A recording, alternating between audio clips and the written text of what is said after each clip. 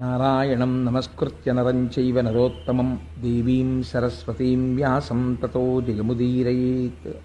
హరి ఓం. పరమేశ్వర స్వరూపమైన సభకి నమస్కారం. భాగవతంలో దశమస్కంధం ఆయువు పట్టులాంటిది.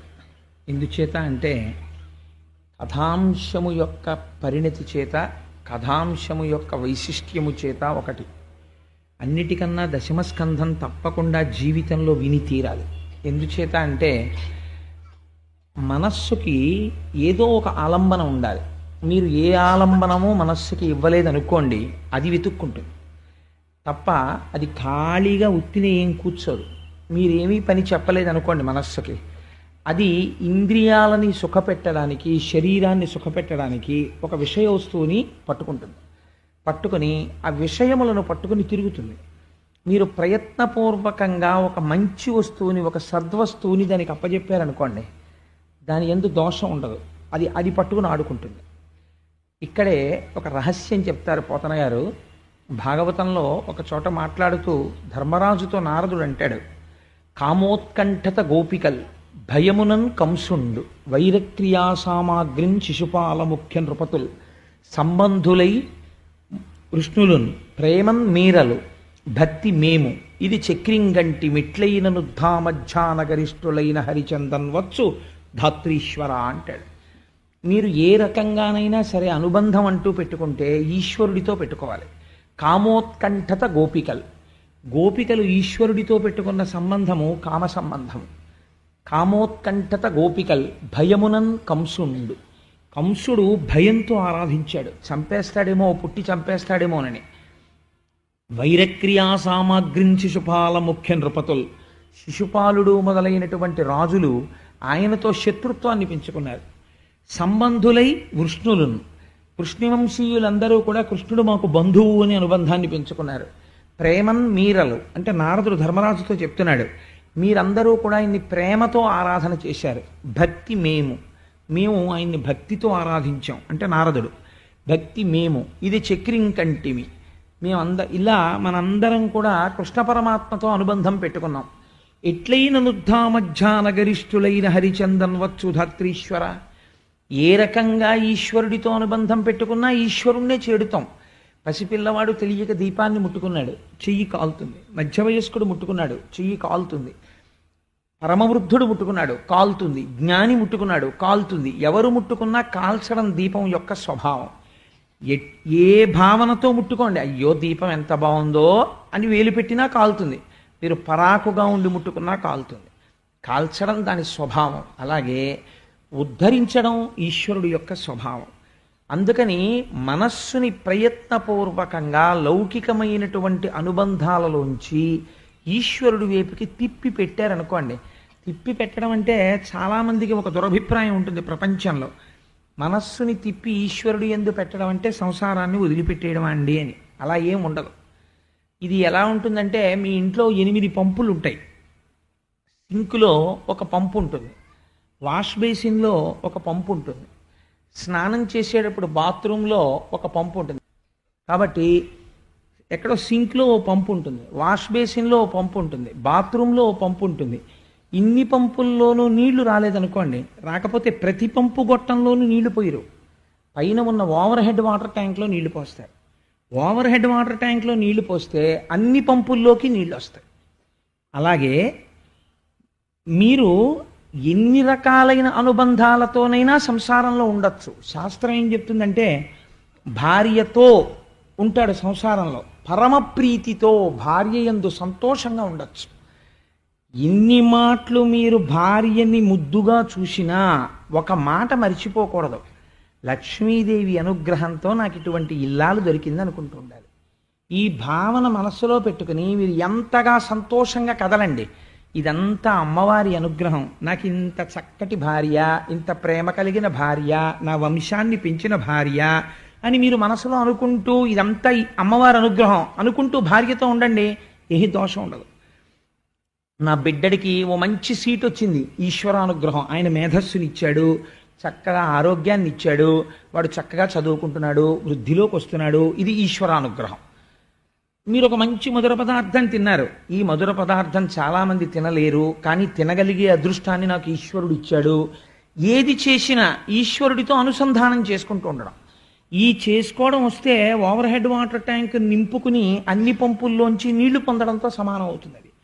కాబట్టి ఇందులో ఏ ప్రేమ భావన చేత మంచిది, మిగిలినవి కూడా మంచివే, నేను కాదన్నాను, అది కూడా ఈశ్వరుణ్ణి చేరుస్తాయి. కానీ ప్రతి క్షణం నరకమే. ఈశ్వరుడితో శత్రుత్వం పెట్టుకుని కూడా ఈశ్వరుణ్ణి పొందిన వాళ్ళు ఉన్నారు. హిరణ్యకశిపుడు పొందాడు. కానీ భగవంతుడితో శత్రుత్వం పెట్టుకుని బతికినటువంటి బ్రతుకు 10 మంది చేత అసహ్యింపబడుతుంది.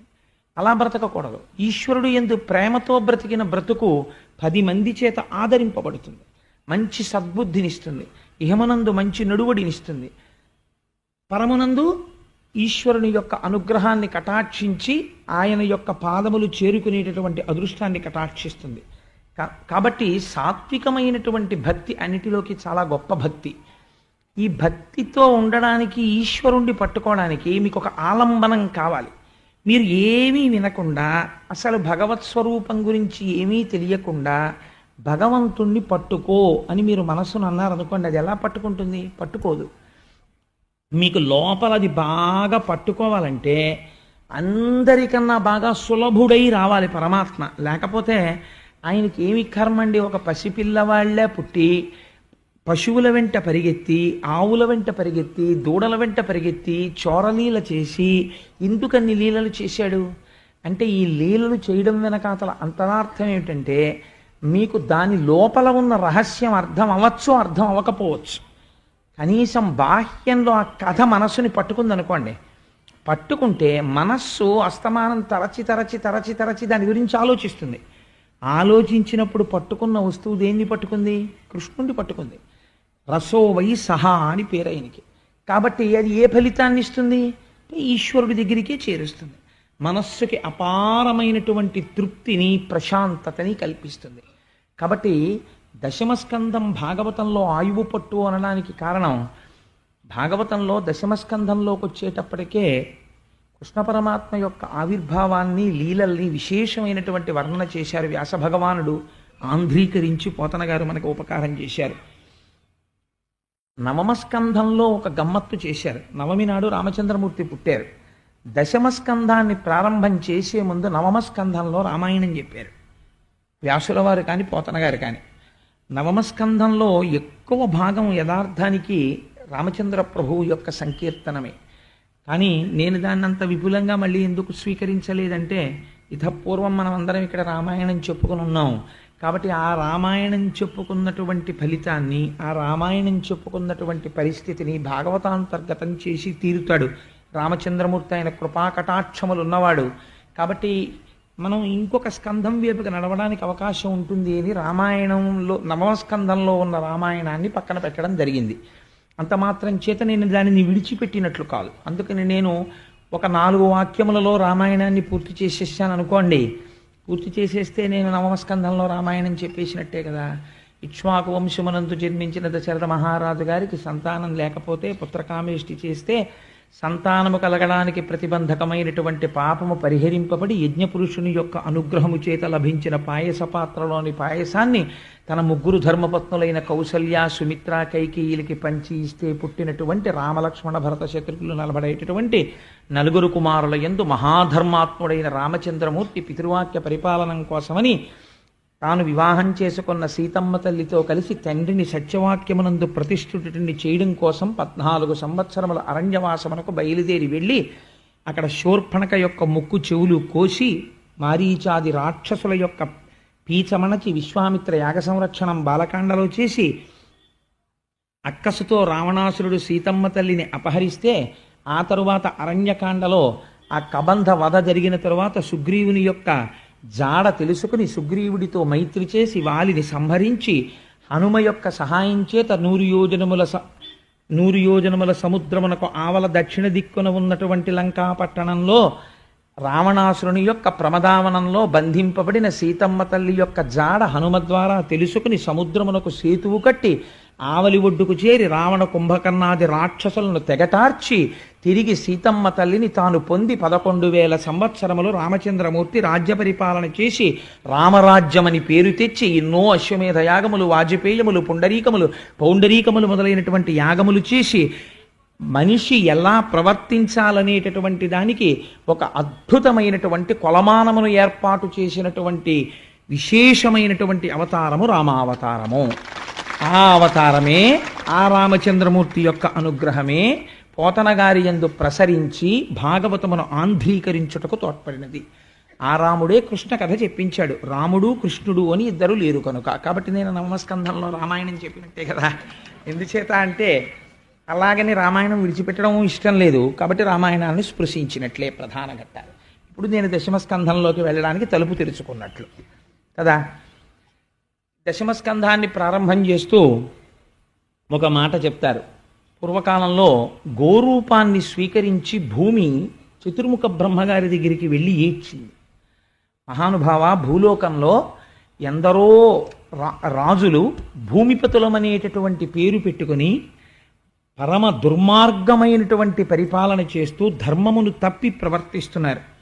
ఇటువంటి వారి యొక్క మదం అణచడానికి, భూమి యొక్క భారమును తగ్గించడానికి, భూభారం అంటే మీరు ఎప్పుడు జ్ఞాపకం పెట్టుకోండి, అది కేవలము తక్కెట్లో వేసి తూచేటటువంటి కొలత కాదు. ఎన్ని ప్రాణులున్నా భూమికి ఎప్పుడూ బరువు కాదు. ఎంతమంది బిడ్డలు పుట్టినా తల్లికి ఎవ్వరూ బరువు కానట్టే.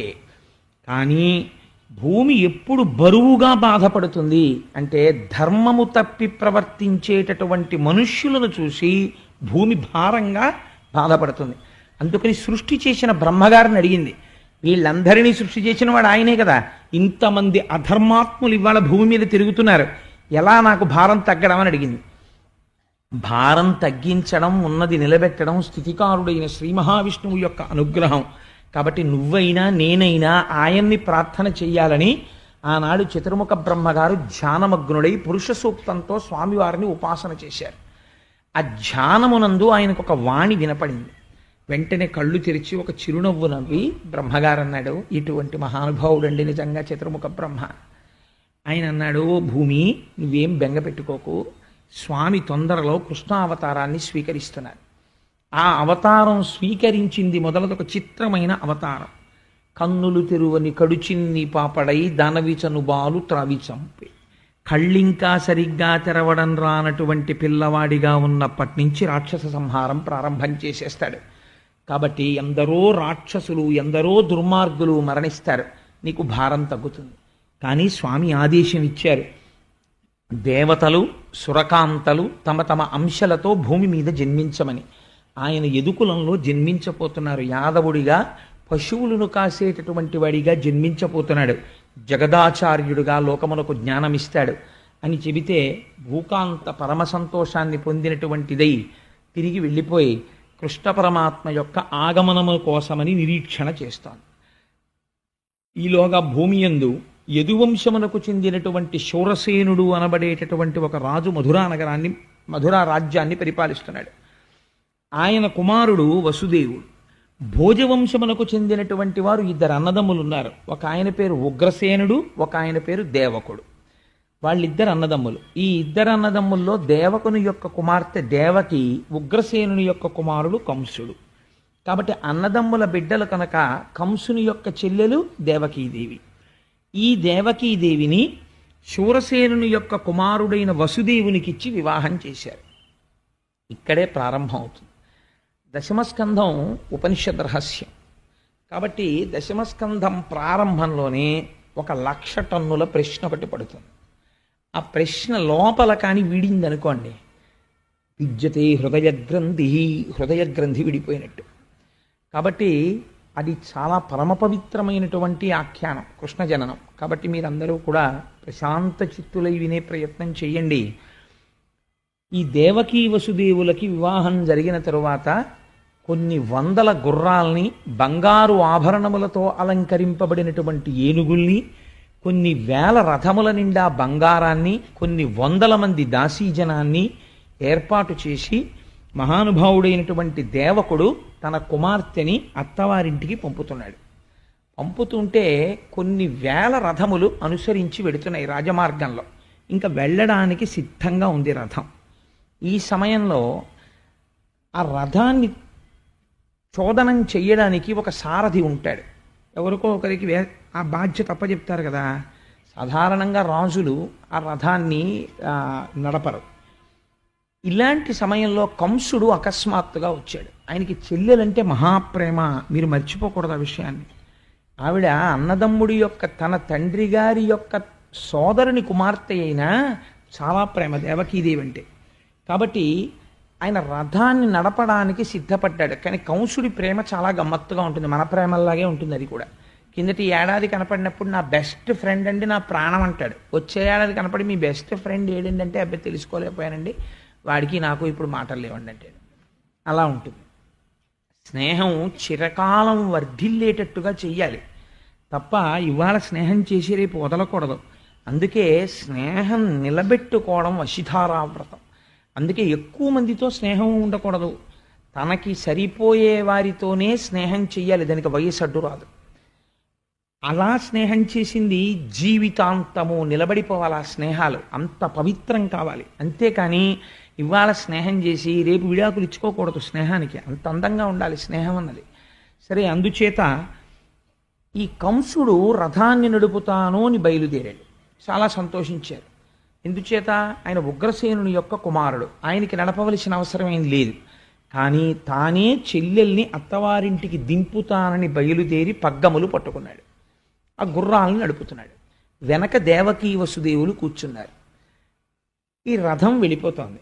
మీరు ఇప్పుడు ఒక్క విషయాన్ని కొంచెం జాగ్రత్తగా ఆలోచించండి. నేను తరచూ సభలో ఉండేవారికి వచ్చేటటువంటి సందేహాలు నేనే వేసుకుని అడుగుతూ ఉంటాను ప్రశ్నలు. ఇప్పుడు ఎవ్వరూ ఏమీ అనలేదనుకోండి, కంసుడు ఏమైనా చేస్తాడా? ఏమీ చెయ్యడు. అత్తవారింటికి దింపేస్తాడు దేవకీదేవి. పోనీ ఎవరైనా వచ్చి గూఢచారులు కానీ ఋషులు కానీ నమ్మదగిన విశ్వసనీయత కలిగినటువంటి వ్యక్తులు ఎవరైనా ఏమైనా చెప్పారా? ఎవ్వరూ పలకలేదు. అశరీరవాణి పలికినది అన్నారు. అశరీరవాణి అంటే ఇది చాలా గమ్మత్తైన మాట. శరీరము ఉంటే వాణి ఉంటుంది. వాణి ఉన్నది అంటే అది శరీరములోంచి వస్తోందని గుర్తు. అంతే కదండి. ఇప్పుడు కనీసంలో కనీసం మీకు ఎదురుగుండా నామరూపాలతో ఏదో ఉండాలి. ఓ చప్పుడు వినపడింది, తలుపు చప్పుడు అయిందంటారు. అసలు తలుపే లేదనుకోండి, చప్పుడు వస్తుందా? తలుపు చప్పుడు రాదు. ఏదో మాట వినపడింది అంటారు. అంటే ఏమిటండి దాని గుర్తు? ఎవరో మనుష్యుడు ఉన్నాడనే కదా దాని అర్థం. మనుష్యుడు లేకుండా మాట ఉంటుందా? ఉండదు. ఇక్కడ అంటున్నారు శరీరము లేదు, మాట వినపడుతోంది అంటున్నారు. అలా ఎలా కుదురుతుంది? శరీరం లేకుండా మాట వినపడడం ఏంటి? అదే సామాన్యమైన మాట కాదు. పోనీ అబ్బాయి రథాన్ని తీసుకెళ్లేటప్పుడు జాగ్రత్త అండి, రోడ్డు మీద గోతులు ఉన్నాయని చెప్పు తెలిసింది అనుకోండి, ఆ శరీరం అని ఫోన్లో చెప్తే చెప్పింది, లేకపోతే లేదు, ఏమిటి దాని గురించి పెద్ద విశేషం ఏందని వదిలేయచ్చు. అదేం సామాన్యమైన మాట చెప్పలేదు. ఆ శరీరం అని ఏమని పలికిందంటే, తుష్టయగు భగిని మెచ్చగ నిష్ఠుడవైన రథము నడిపెదే రుగవు మీదన్ శిష్టయగు ఈతలోదరి అష్టమ గర్భంబు నిన్ను హరించు సుమీ. తలోదరి అంటే పైకి కనపడనటువంటి కడుపు ఉన్నది. అంటే నాబోటిగా నించుంటే కడుపు కనపడుతుంది, కొంతమందికి కడుపు కనపడదు, వెనక్కి వెళ్ళిపోయి ఉంటుంది. అలా వెనక్కి వెళ్ళిపోయి అసలు కడుపు ఉందా లేదా అని అనుమానం ఉన్నట్టుగా ఉన్నటువంటి వాళ్ళని తలోదరి అంటారు. అదో అందం. అలాంటి దానికి పోతన గారి విశేషణం చూడండి ఎంత అందంగా ఉంటుందో. అనువాదం అస్సలు కడుపు లేనట్టుగా శుష్కించిపోయిన కడుపులా కనపడుతోంది. ఈ కడుపులో 8 పుట్టబోతున్నారు. ఈ 8వ వాడు కంసుణ్ణి చంపబోతున్నాడు. ఎటువంటి కడుపు ఆ కడుపు? కానీ అసలు పైకే కనపట్టలేదు అది. తలోదరి. అందుకని తుష్టయ్య గుభగిని మెచ్చగా ఆవిడికే చక్కగా ఆవిడ కోరుకున్న ఆ వసుదేవుణ్ణి వివాహం చేసుకుని రథం ఎక్కి వెళ్ళిపోతోంది.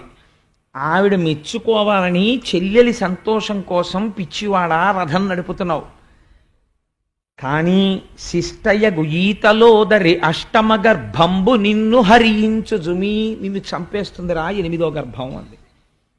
ఇప్పటి వరకు కంసుడు పరమ ప్రేమతో ఉన్నాడు. ఈ మాట వినపడింది ఆకాశంలోంచి. వినపడగానే రథాన్ని ఆపాడు, కిందకి దిగాడు. అంతే, కళ్ళు ఎర్రబడిపోయి గుడ్లు తిరుగుడు పడ్డాయి. అపారమైన కోపం వచ్చేసింది. కందగడ్డైపోయింది మొహం.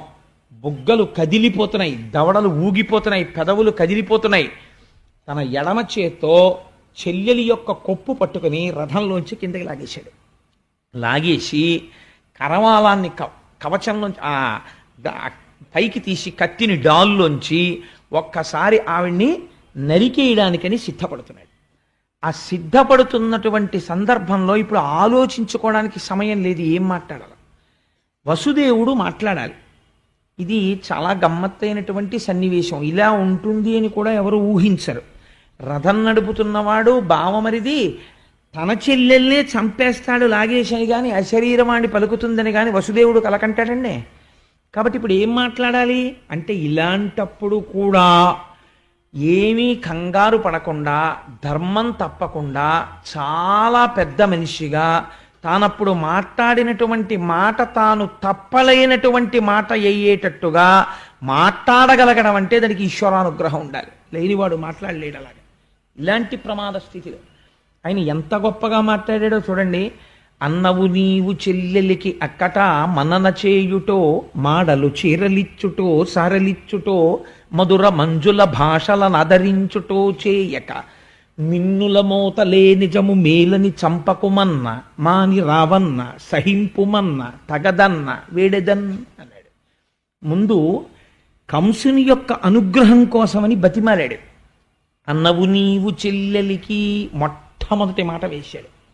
ప్రపంచంలో పరమ పవిత్రమైనటువంటి సంబంధాల్లో అన్న అనిపించుకున్నటువంటి రక్త సంబంధం ఒకటి. ఎందుచేత అంటే అన్నగా పుట్టిన వాడికి ఒక మర్యాద ఉంటుంది. ఏమిటో తెలుసా అండి, ఎప్పుడూ కూడా తన బావగారు బ్రతికుండాలని కోరుకోవాలి. బావమరిది బతకగోరుతాడు అని ప్రపంచంలో ఒక సామెత. ఏది పెట్టండి ఏది పెట్టకపోనివ్వండి, పుట్టింటికి ఆడపిల్ల వచ్చినప్పుడు అన్నగారు కనీసంలో కనీసం నీకు ఐశ్వర్యం ఉండి పెట్టడం ఇష్టం లేకపోతే అక్క చెల్లెలకి పెట్టక్కర్లేదండి శాస్త్రం. ఏమి చెయ్యాలి అంటే కనీసం ఆ ఉన్న పావుగంట నువ్వు మధురమైన మాటలు మాట్లాడాలి. అందుకే అక్క చెల్లెలు వరసతో ఎవరైనా అన్నగా ప్రేమించారనుకోండి, ఆ అక్క చెల్లెలి యొక్క అభ్యున్నతినే కోరాలి. కాబట్టి మధుర మంజుల భాషలను ఆదరించుటో, నువ్వు అన్నవి కాబట్టి రథం తోలడానికి వచ్చావు. కాబట్టి నువ్వేం చెయ్యాలి, అక్కట మన్నన చేయుటో, నీ చెల్లెల్ని సంతోషపెట్టాలి. చీరలు సారెలు మడలిచ్చుటో, ఆవిడకో చీర పెట్టాలి, సారె పెట్టాలి, ఏమైనా బహుమానం ఇవ్వాలి. పోనివేమీ నువ్వు ఇవ్వద్దు. మధుర మంజుల భాషలను ఆదరించుటో, చక్కటి మాటలు 4 మాట్లాడాలి. అమ్మా చెల్లెమ్మ చెల్లెలికి ఉన్న చాలా గొప్ప విశేషం ఏమిటో తెలుసా అండి. మరి అది ఆ కోమలత్వం స్త్రీకి ఈశ్వరుడు సహజంగా ఇచ్చాడేమో నాకు తెలీదు. ఒకటి, అమ్మా అన్న మాటకి పరవశం అయిపోతారు వాళ్ళు. 2, చెల్లెమ్మ అనండి, వాళ్ళు ఎంత భద్రత ఫీల్ అయిపోతారు. మీకు ఏ పరిచయం అక్కర్లేదు. రైల్లో ఎవరో కనపడ్డారనుకోండి, చెల్లెమ్మ ఒకసారి ఆ పుస్తకం చూడొచ్చా అన్నారనుకోండి, ఆవిడ చేతిలో ఉన్న పుస్తకం మీకు తోచక, అంతే వాళ్ళు ఎంత భద్రతగా సంతోషిస్తారో. పర్వాలేదు, మనకు హైదరాబాద్ వెళ్ళే వరకు అన్నయ్య దొరికాడు అనుకుంటారు. మరి ఏమిటో తెలీదు, వాళ్ళ మనస్సుల్లో అంత కోమలత్వం ఉంటుంది.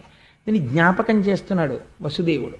అన్నవు నీవు చెల్లెలికి కనీసం మధుర మంజుల భాషలను ఆదరించుటో, మంచి మాటన్నా మాట్లాడద్దాయా?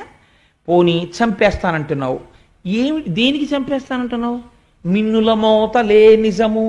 ఎటువంటి ట్రాన్స్లేషనో చూడండి పోతన గారిది. మిన్నుల మోత అంటే గాలిమాట. అది ఎక్కడి నుంచి వచ్చింది? శరీరం లేదుగా. గాలి మాటలు నమ్మి అక్క చెల్లెల్ని చంపేస్తావా?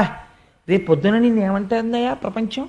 భోజవంశంలో పుట్టాడు కంసుడు, అరివీర పరాక్రమం కలిగిన వాడు. ఓ చెల్లెలు వల్ల 8వ గర్భానికి చచ్చిపోతావని వినపడింది ఎక్కడో గాలిమాట. ఇంకా పాదాల పారాణి ఆరని ఆడపిల్లని చంపేశాడు అని లోకం చెప్పుకుంటుంది. ఎంత మహాపాపమయ్యా అది. అందుకని వధింపకుమన్నా, తొందరపడి చంపకు, సహింపుమన్నా ఓర్చుకో, వేడెదన్ నిన్ను అభ్యర్థిస్తున్నానయ్యా అన్నాడు. అంటే ఆయన అన్నాడు, అది మిన్నుల మోతో ఆధికారిక వాక్యమో నాకు అనవసరం. నేను చచ్చిపోతాను ఈవిడ కడుపున పుట్టిన 8వ పిల్లాడి వల్ల నాకు వినపడింది, నేను చంపేస్తానన్నాడు. అంటే ఇప్పుడు వసుదేవుడు అన్నాడు, ఏమిటో బావా చంపేస్తాను చంపేస్తాను చంపేస్తాను అంటున్నావు. నీ అదృష్టం కొద్దీ నీ చావుకో కారణం తెలిసింది.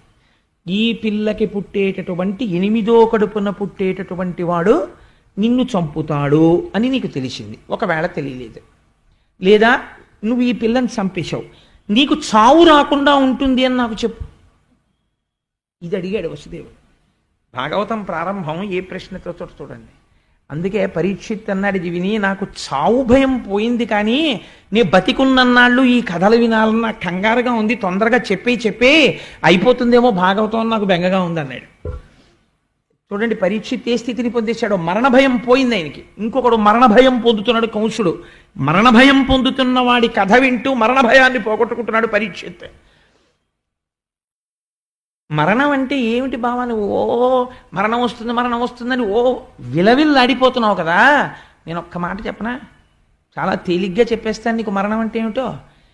ఇక్కడ పెద్ద భూమి ఉంటే కాస్త మట్టి తీసి ఇక్కడ ఎట్టుకుని పిల్లలకి చెయ్యి చాపి చిన్నప్పుడు ఏంటంటే ఇల్లు కడిగి, ఏదో కాళ్ళు కడిగి, చేతులు కడిగి, ఆకేసి, పప్పేసి, అన్నమేసి అంటారు.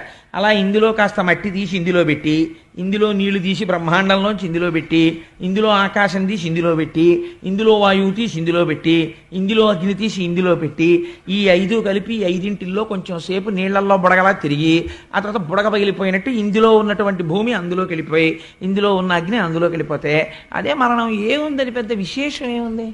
అసలు లోపల ఉన్నది ఎప్పుడూ ఉంటుంది, బయటికి వెళ్ళిపోతుంది. ఇది వెళ్ళిపోతుంది. మళ్ళీ ఎలా వెళ్ళిపోతోంది అంటే వసుదేవుడు అన్నాడు, ఆ వెళ్ళడం కూడా ఎలా పెడుతుందో తెలుసా? వెళ్ళిపోయే ముందే తాను మళ్ళీ పుట్టవలసినటువంటి జన్మని, ఉపాధిని వెతికేసుకుంటుంది స్మరణ చేత. ఇది చాలా ముఖ్యమైన మాట, మీరు గుర్తుపట్టాలి. స్మరణ చేత. ఎందుకని? మనస్సుకి ఏదో అలవాటు అవుతుంది, సంస్కారం. అస్తమానం ఈశ్వరుడు గురించి వినడం అలవాటు అనుకోండి, భగవంతుడి గురించి చెప్పడం అలవాటు అనుకోండి, భాగవతం చదువుకోవడం అలవాటు అనుకోండి, వాడి వెళ్ళిపోయేటప్పుడు కూడా వాడి సంస్కారం అక్కడే ఉంటుంది. కాబట్టి వాడు ఉత్తర జన్మలో ఏమవుతాడో తెలుసా అండి? ఒక మహాపండితుడికి కొడుగ్గా పుట్టి చిన్నతనం నుంచే అన్నీ నేర్చేసుకుని పరవశించిపోయి ఈశ్వరుడు గురించి చెప్పుకుంటూ ఈశ్వరుడిలో కలిసిపోతాడు. ఒకడికి ఐశ్వర్యం మీద ఉండిపోయింది భ్రాంతి, మార్కండేయ పురాణం నిర్దాక్షిణ్యంగా చెప్పింది. వాడు ఏమవుతాడో తెలుసా అండి? పునర్జన్మ ఇచ్చే ముందు ఆఖరి ఆలోచనని బట్టిస్తాడు ఈశ్వరుడు. ఐశ్వర్యం గురించి ఆలోచించిన వాడికి ఏమిస్తారో తెలుసా అండి? తల పగిలి చచ్చిపోవలసిన జన్మిస్తారు.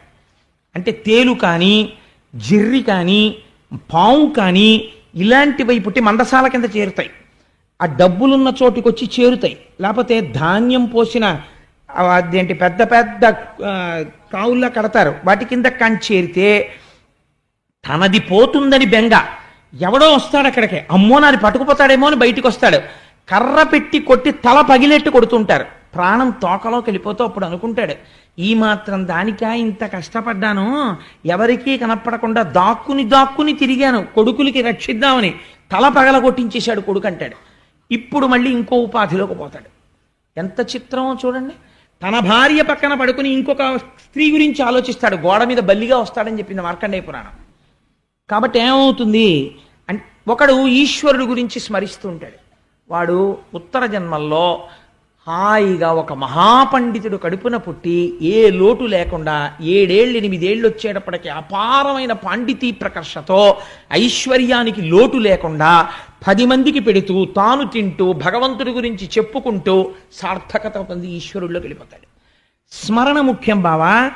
నువ్వు ఇలా బతుకుతానని దేహం మీద మమకారం పెట్టుకుంటే ఏమైపోతావో తెలుసా? ఒకనాటికి గొంగళి పురుగు యొక్క నడకని చూస్తే, అందుకే గొంగళి పురుగు సీతాకోక చిలుక అవుతుంది.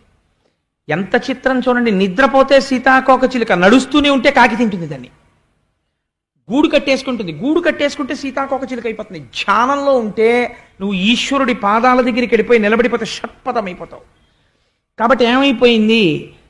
ఆ స్మరణల యందు శరీరాన్ని విడిచిపెట్టే ముందు గబగబా మనస్సు ఏం చేస్తుందంటే, ఈ పంచేంద్రియాల్ని మూట కట్టుకుంటుంది. ఈ కళ్ళు, ముక్కు, చెవులు, నోరు ఇవన్నీ మూట కట్టుకుంటుంది, ఇతుక్కుంటుంది చోటు.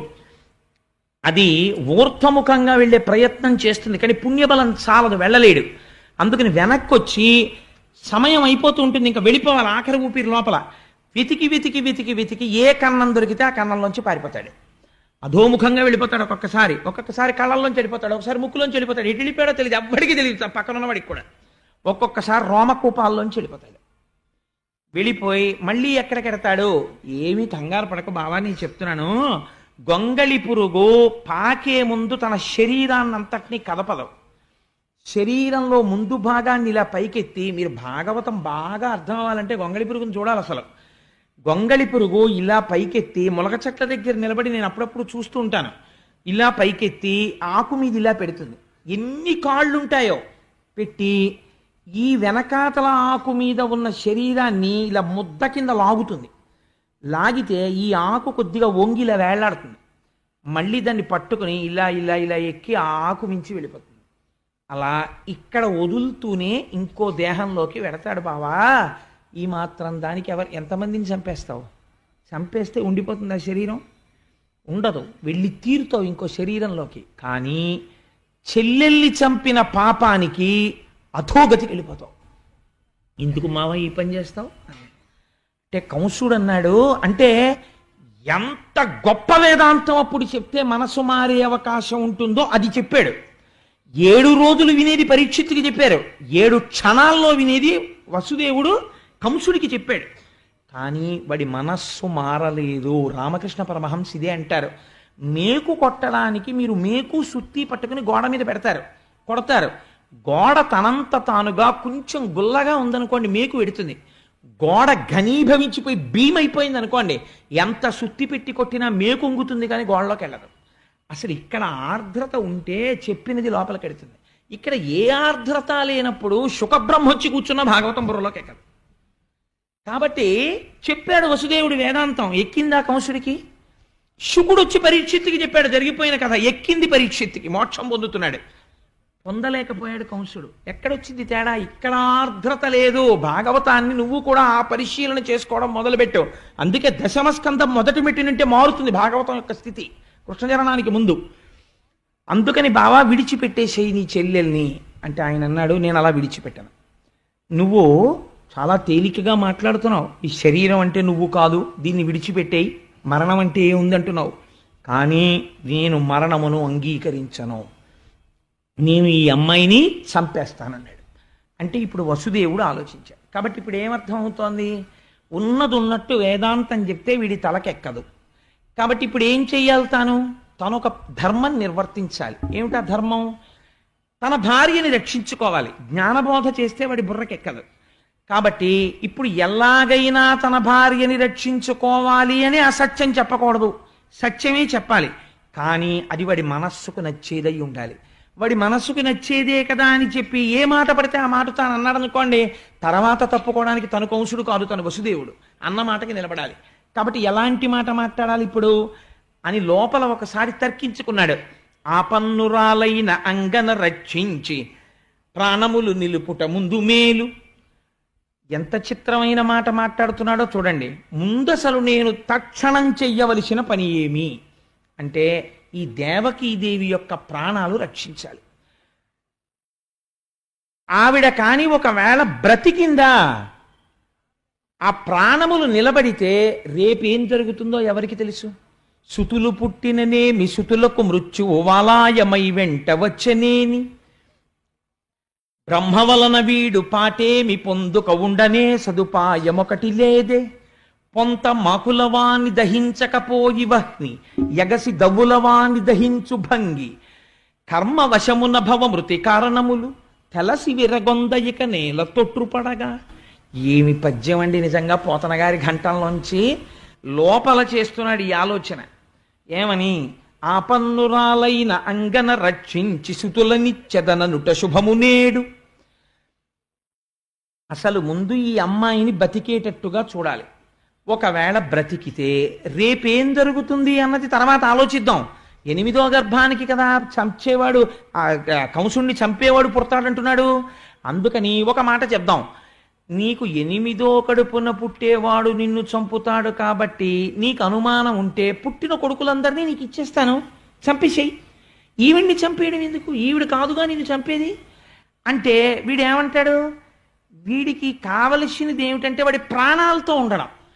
కాబట్టి ఇప్పుడు అయితే నీ కొడుకుల్ని ఇస్తావా బావా అంటాడు.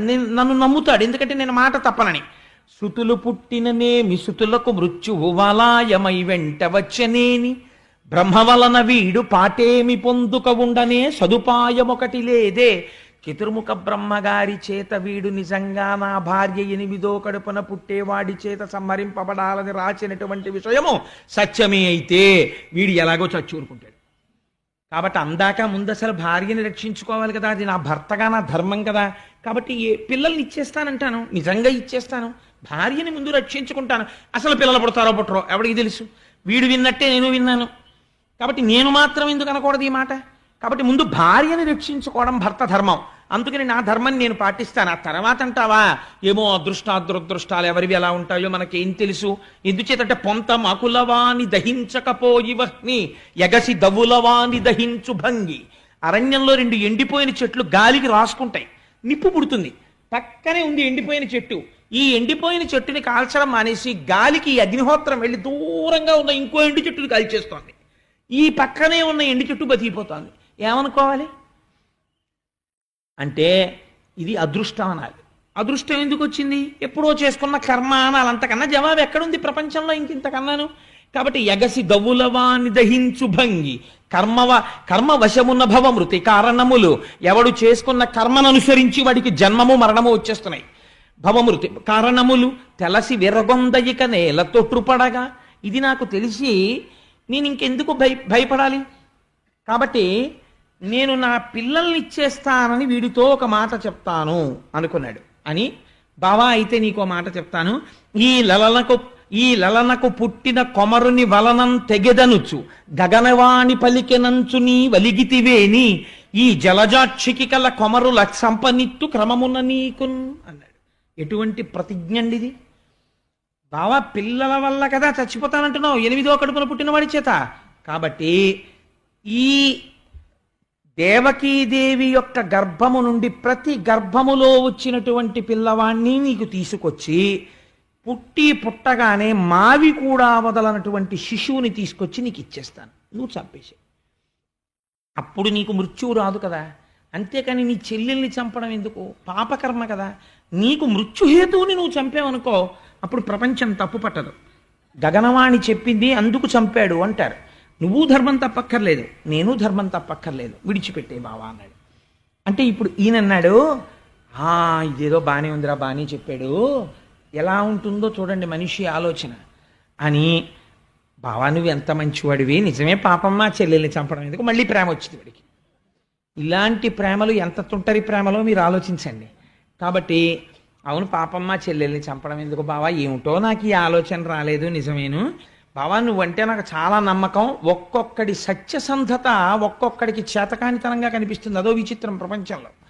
కాబట్టి నువ్వు నీ పిల్లల్ని తీసుకొచ్చి ఇచ్చేస్తావు కదా బావా, మీ ఇద్దరు హాయిగా వెళ్ళిపోండి అంతఃపురానికి అని రథాన్ని వదిలిపెట్టేశాడు.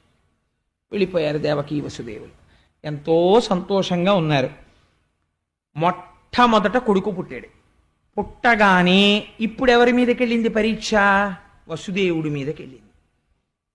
మీరు భాగవతంలో ఒక గమ్మత్తు గమనించాలి.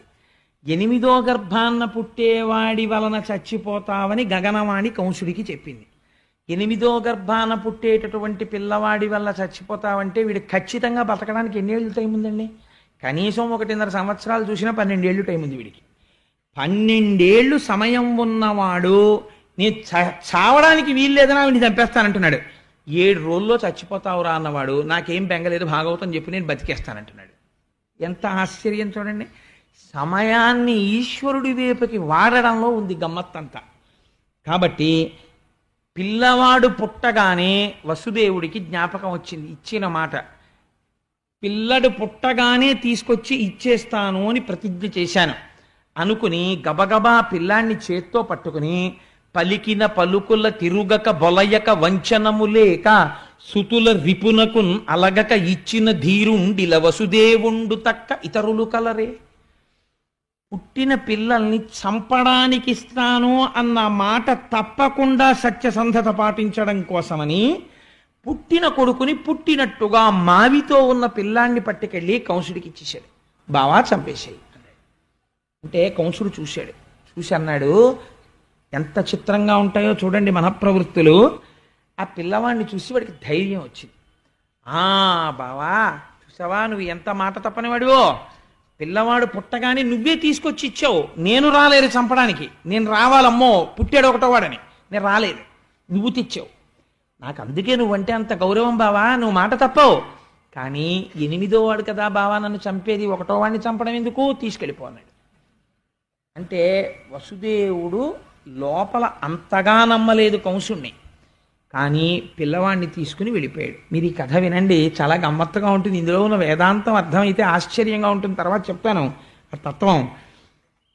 వెళ్ళిపోయాడు. వెళ్ళిపోయిన తర్వాత రెండో కొడుకు పుట్టాడు. మళ్ళీ తీసుకొచ్చి ఇవ్వక్కర్లేదుగా, 8వ గర్భాన్ని కదా ఇమ్మన్నాడు, అందుకని ఊరుకున్నాడు. ఇలా 6 పిల్లలు పుట్టారు. 6 పిల్లలతో 6వ పిల్లాడు పుట్టాడు అనేటప్పటికీ తల్లికి తండ్రికి మొదటి పిల్లవాడి మీద ఎంత అనుబంధం ఏర్పడిపోయి ఉంటుందండి. మీరు ఒకసారి ఆలోచించినప్పటికి కూడా 9 ఏళ్ళు 10 ఏళ్ళు పిల్లాడు అయిపోయాడు. అయిపోయి ఈ 6 పిల్లలతోటి అమ్మకి నాన్నకి అంత అనుబంధం వచ్చింది. ఇంత అనుబంధంతో వాళ్ళు సంతోషంగా ఉన్న సమయంలో ఒక రోజున నారదుడు వచ్చాడు కంసుడి దగ్గరికి. నారదుడు వచ్చాడనేటప్పటికీ మీరు బెంగ పెట్టుకోకండి, ఆయన మహాజ్ఞాని. ఆయన ఎప్పుడు వచ్చినా ఏదో లోక కళ్యాణం చేస్తాడు. ఆయన వచ్చి అన్నాడు, ఒకనాడు నారదుండొయ్యన కంసుని ఇంటికి చనుదించి ఏకతమున మందలోపలనున్న నందాదులును వారి భార్యలు పుత్రులు బాంధవులును దేవకి మొదలుగా గల తెరవలు వసుదేవుడాదిగా గల సర్వ యాదవులును సొరలు కాని నిజము నరులు కారని తెలిపి కంసుండ నీవు రకసుడవనియు దేవమయుడు చక్రి దేవకీదేవికి పుత్రుడుగా జనించు భూతలంబును చెరుప పుట్టిన చనటి దైత్యులనెల్ల సంహరించునని తెలిపి చనియదివికి. ఈయనో విచిత్రమైన పని చేశాడు నారదుడు. కంసుడి దగ్గరికి వచ్చి, కంస ఎంత వెర్రివాడి ఓయ్ అన్నాడు. నేను వెర్రివాడినా ఏమన్నాడు ఆయన అంటే, చూసావా మరి ఇంతకన్నా వెర్రితనం ఏముంటుంది, అసలు నువ్వు ఎవరిని వదిలిపెడుతున్నావో అటువంటి ఆ దేవకి మొదలుగా గల తెరవలు వసుదేవుడాదిగా గల సర్వ యాదవులను సురలు కాని నిజము నరులు కారని పల్కి, వాళ్ళెవ్వరూ మనుష్యులు కారు, నువ్వు కిందటి జన్మలో కాలనీమి అన్న పేరు కలిగినటువంటి రాక్షసుడవు, నిన్ను శ్రీ మహావిష్ణువు సంహరించారు. ఈ జన్మలో నువ్వు కంసుడవు, నీ తండ్రి నీ తల్లి దేవకి వసుదేవుడు, ఇంకా నీకో విచిత్రం చెప్పనా, పక్క ఊళ్ళో ఉన్న నందుడు ఆవులు దూడలు ఇవందరూ దేవతలు, నిన్ను చంపడానికే వచ్చాయని అనేసరికి అని చెప్పి వెళ్ళిపోయాడు ఆయన. చనియ దివికి ఊర్ధలోకాలకు వెళ్ళిపోయాడు, స్వర్గం హాయిగా ఆ వీణ పాడుకుంటూ వెళ్ళిపోయాడు, నారాయణ అని సంకీర్తనం చేసుకుంటూ. ఇప్పుడు ఈయనకి అనుమానం వచ్చింది, నారదుడు అనవసరంగా అబద్ధాలు చెప్పడగా, కాబట్టి కబురు చేశాడు, వసుదేవుడిని 6 పిల్లల్ని పట్టుకుని రమ్మన్నానని చెప్పన్నాడు అని. అమ్మ బాబోయ్, ఇందులో ఎవడు విష్ణువాంశతో పుట్టాడో 8వ వాడికి 7 సహాయపడితే నా బ్రతుకు ఏమైపోవాలి, అందుకని ఉన్న వాళ్ళని ఉన్నట్టు సంహరించడం మంచిది అని వాడు చిత్రంగా చంపేవాడు పిల్లల్ని. 2 కాళ్ళు పట్టుకుని గిర్ర గిర్ర గిర్ర గిర్ర తిప్పి బండలకేసి కొట్టేవాడు, కొడితే పగిలిపోయేవి శరీరాలకి ఎక్కడికక్కడ. అలా 6 చంపేశాడు. చంపేసి తండ్రిని తల్లిని దేవకిని వసుదేవుణ్ణి అందరినీ కారాగారంలో పెట్టేశాడు. పెట్టేసి ఇప్పుడు బకుడు తృణావర్తుడు పూతన ఇలాంటి వాళ్ళందరినీ పిలిచి వాళ్ళతో స్నేహం చేశాడు. వాళ్ళందరితో స్నేహం చేసి 8వ గర్భంలో పుట్టేవాడు ఖచ్చితంగా నన్ను అంతం చేయడానికే పుడుతున్నాడు అని ఆశ్చర్యంతో చాలా ఉద్వేగంతో ఎదురు చూస్తున్నాడు. ఎందుకని, ఇంకిప్పుడు బయటెక్కడో ఉండడానికి వీల్లేదు, తన కారాగారంలోనే ఉండాలి. అందులో తర్వాత వస్తున్న గర్భం 7వ గర్భం, 8వ గర్భానికి ముందు గర్భం కాబట్టి జాగ్రత్త పడిపోవాలని దేవకీ వసుదేవుల్ని అత్యంత కట్టుదిట్టమైన కారాగారంలో పెట్టాడు. రోజు తానే వెళ్ళి స్వయంగా చూస్తూ ఉండేవాడు. అంటే పోతన గారు అంటారు, తల్లి తండ్రినైనా తమ్ములన్నలనైనా సఖులనైనా బంధుజనులనైనా రాజులు చంపుదురు రాజ్యకాంక్ష చేసి అవనితరచు జీవితార్థులగుచు. రాజ్యకాంక్ష అన్నది ఎంత ప్రమాదకరమైందంటే, రాజ్యకాంక్ష పెరిగిపోయినటువంటి వాడు తల్లి తండ్రినైనా తమ్ములన్నలనైనా సఖులనైనా బంధుజనులనైనా ఎవరినైనా చంపేస్తాడు. ఎందుకని, అది కంసుడే కాదు అవని తరచు జీవితార్థులగుచు, వాళ్ళు బ్రతికుండిపోవాలి, తనకి రేపు రావలసిన పదవి అవతల వాడికి రాకూడదని చంపడానికి కూడా వెనకాడరు. రాజ్యాధికారమునందుండేటటువంటి మదోన్మత్తత అటువంటిది. కాబట్టి కంసుడు కూడా చంపాడు పిల్లల్ని. అయితే మిగిలినటువంటి మాట ఎలా ఉన్నా మీకు ఇక్కడ ఒక అనుమానం తప్పకుండా రావాలి. ఏమండి, అంత పసిపిల్లలు కదా, నారదుడు మహానుభావుడు కదా, లోక కళ్యాణకారకుడే, నారం దదాతీతి నారదహ అని ఆయన జ్ఞానం ఇచ్చేవాడే, అటువంటి వాడు 6 పిల్లలు చచ్చిపోవడానికి కారణం ఎందుకు అయ్యాడు? ఇప్పుడు ఆయన వచ్చి చెప్పకపోతే వచ్చిన నష్టం ఏమిటి? ఎందుకు చెప్పాడు అని మీకు అనుమానం వస్తుంది. భాగవతంలో దీనికి ఎక్కడా జవాబు లేదు. నారదుడు అలా ఎందుకు చెప్పాడు? మీకు దీనికి పరిష్కారం దొరకాలంటే దేవీ భాగవతం చదవాలి. దేవీ భాగవతంలో మాత్రం ఉంది దీనికి. అంటే మనకి రామాయణంలో ఏదైనా అనుమానం వచ్చిందనుకోండి, రామాయణంలో అనుమానం బాగా నివృత్తి అవ్వాలంటే పద్మపురాణం చదవాలి.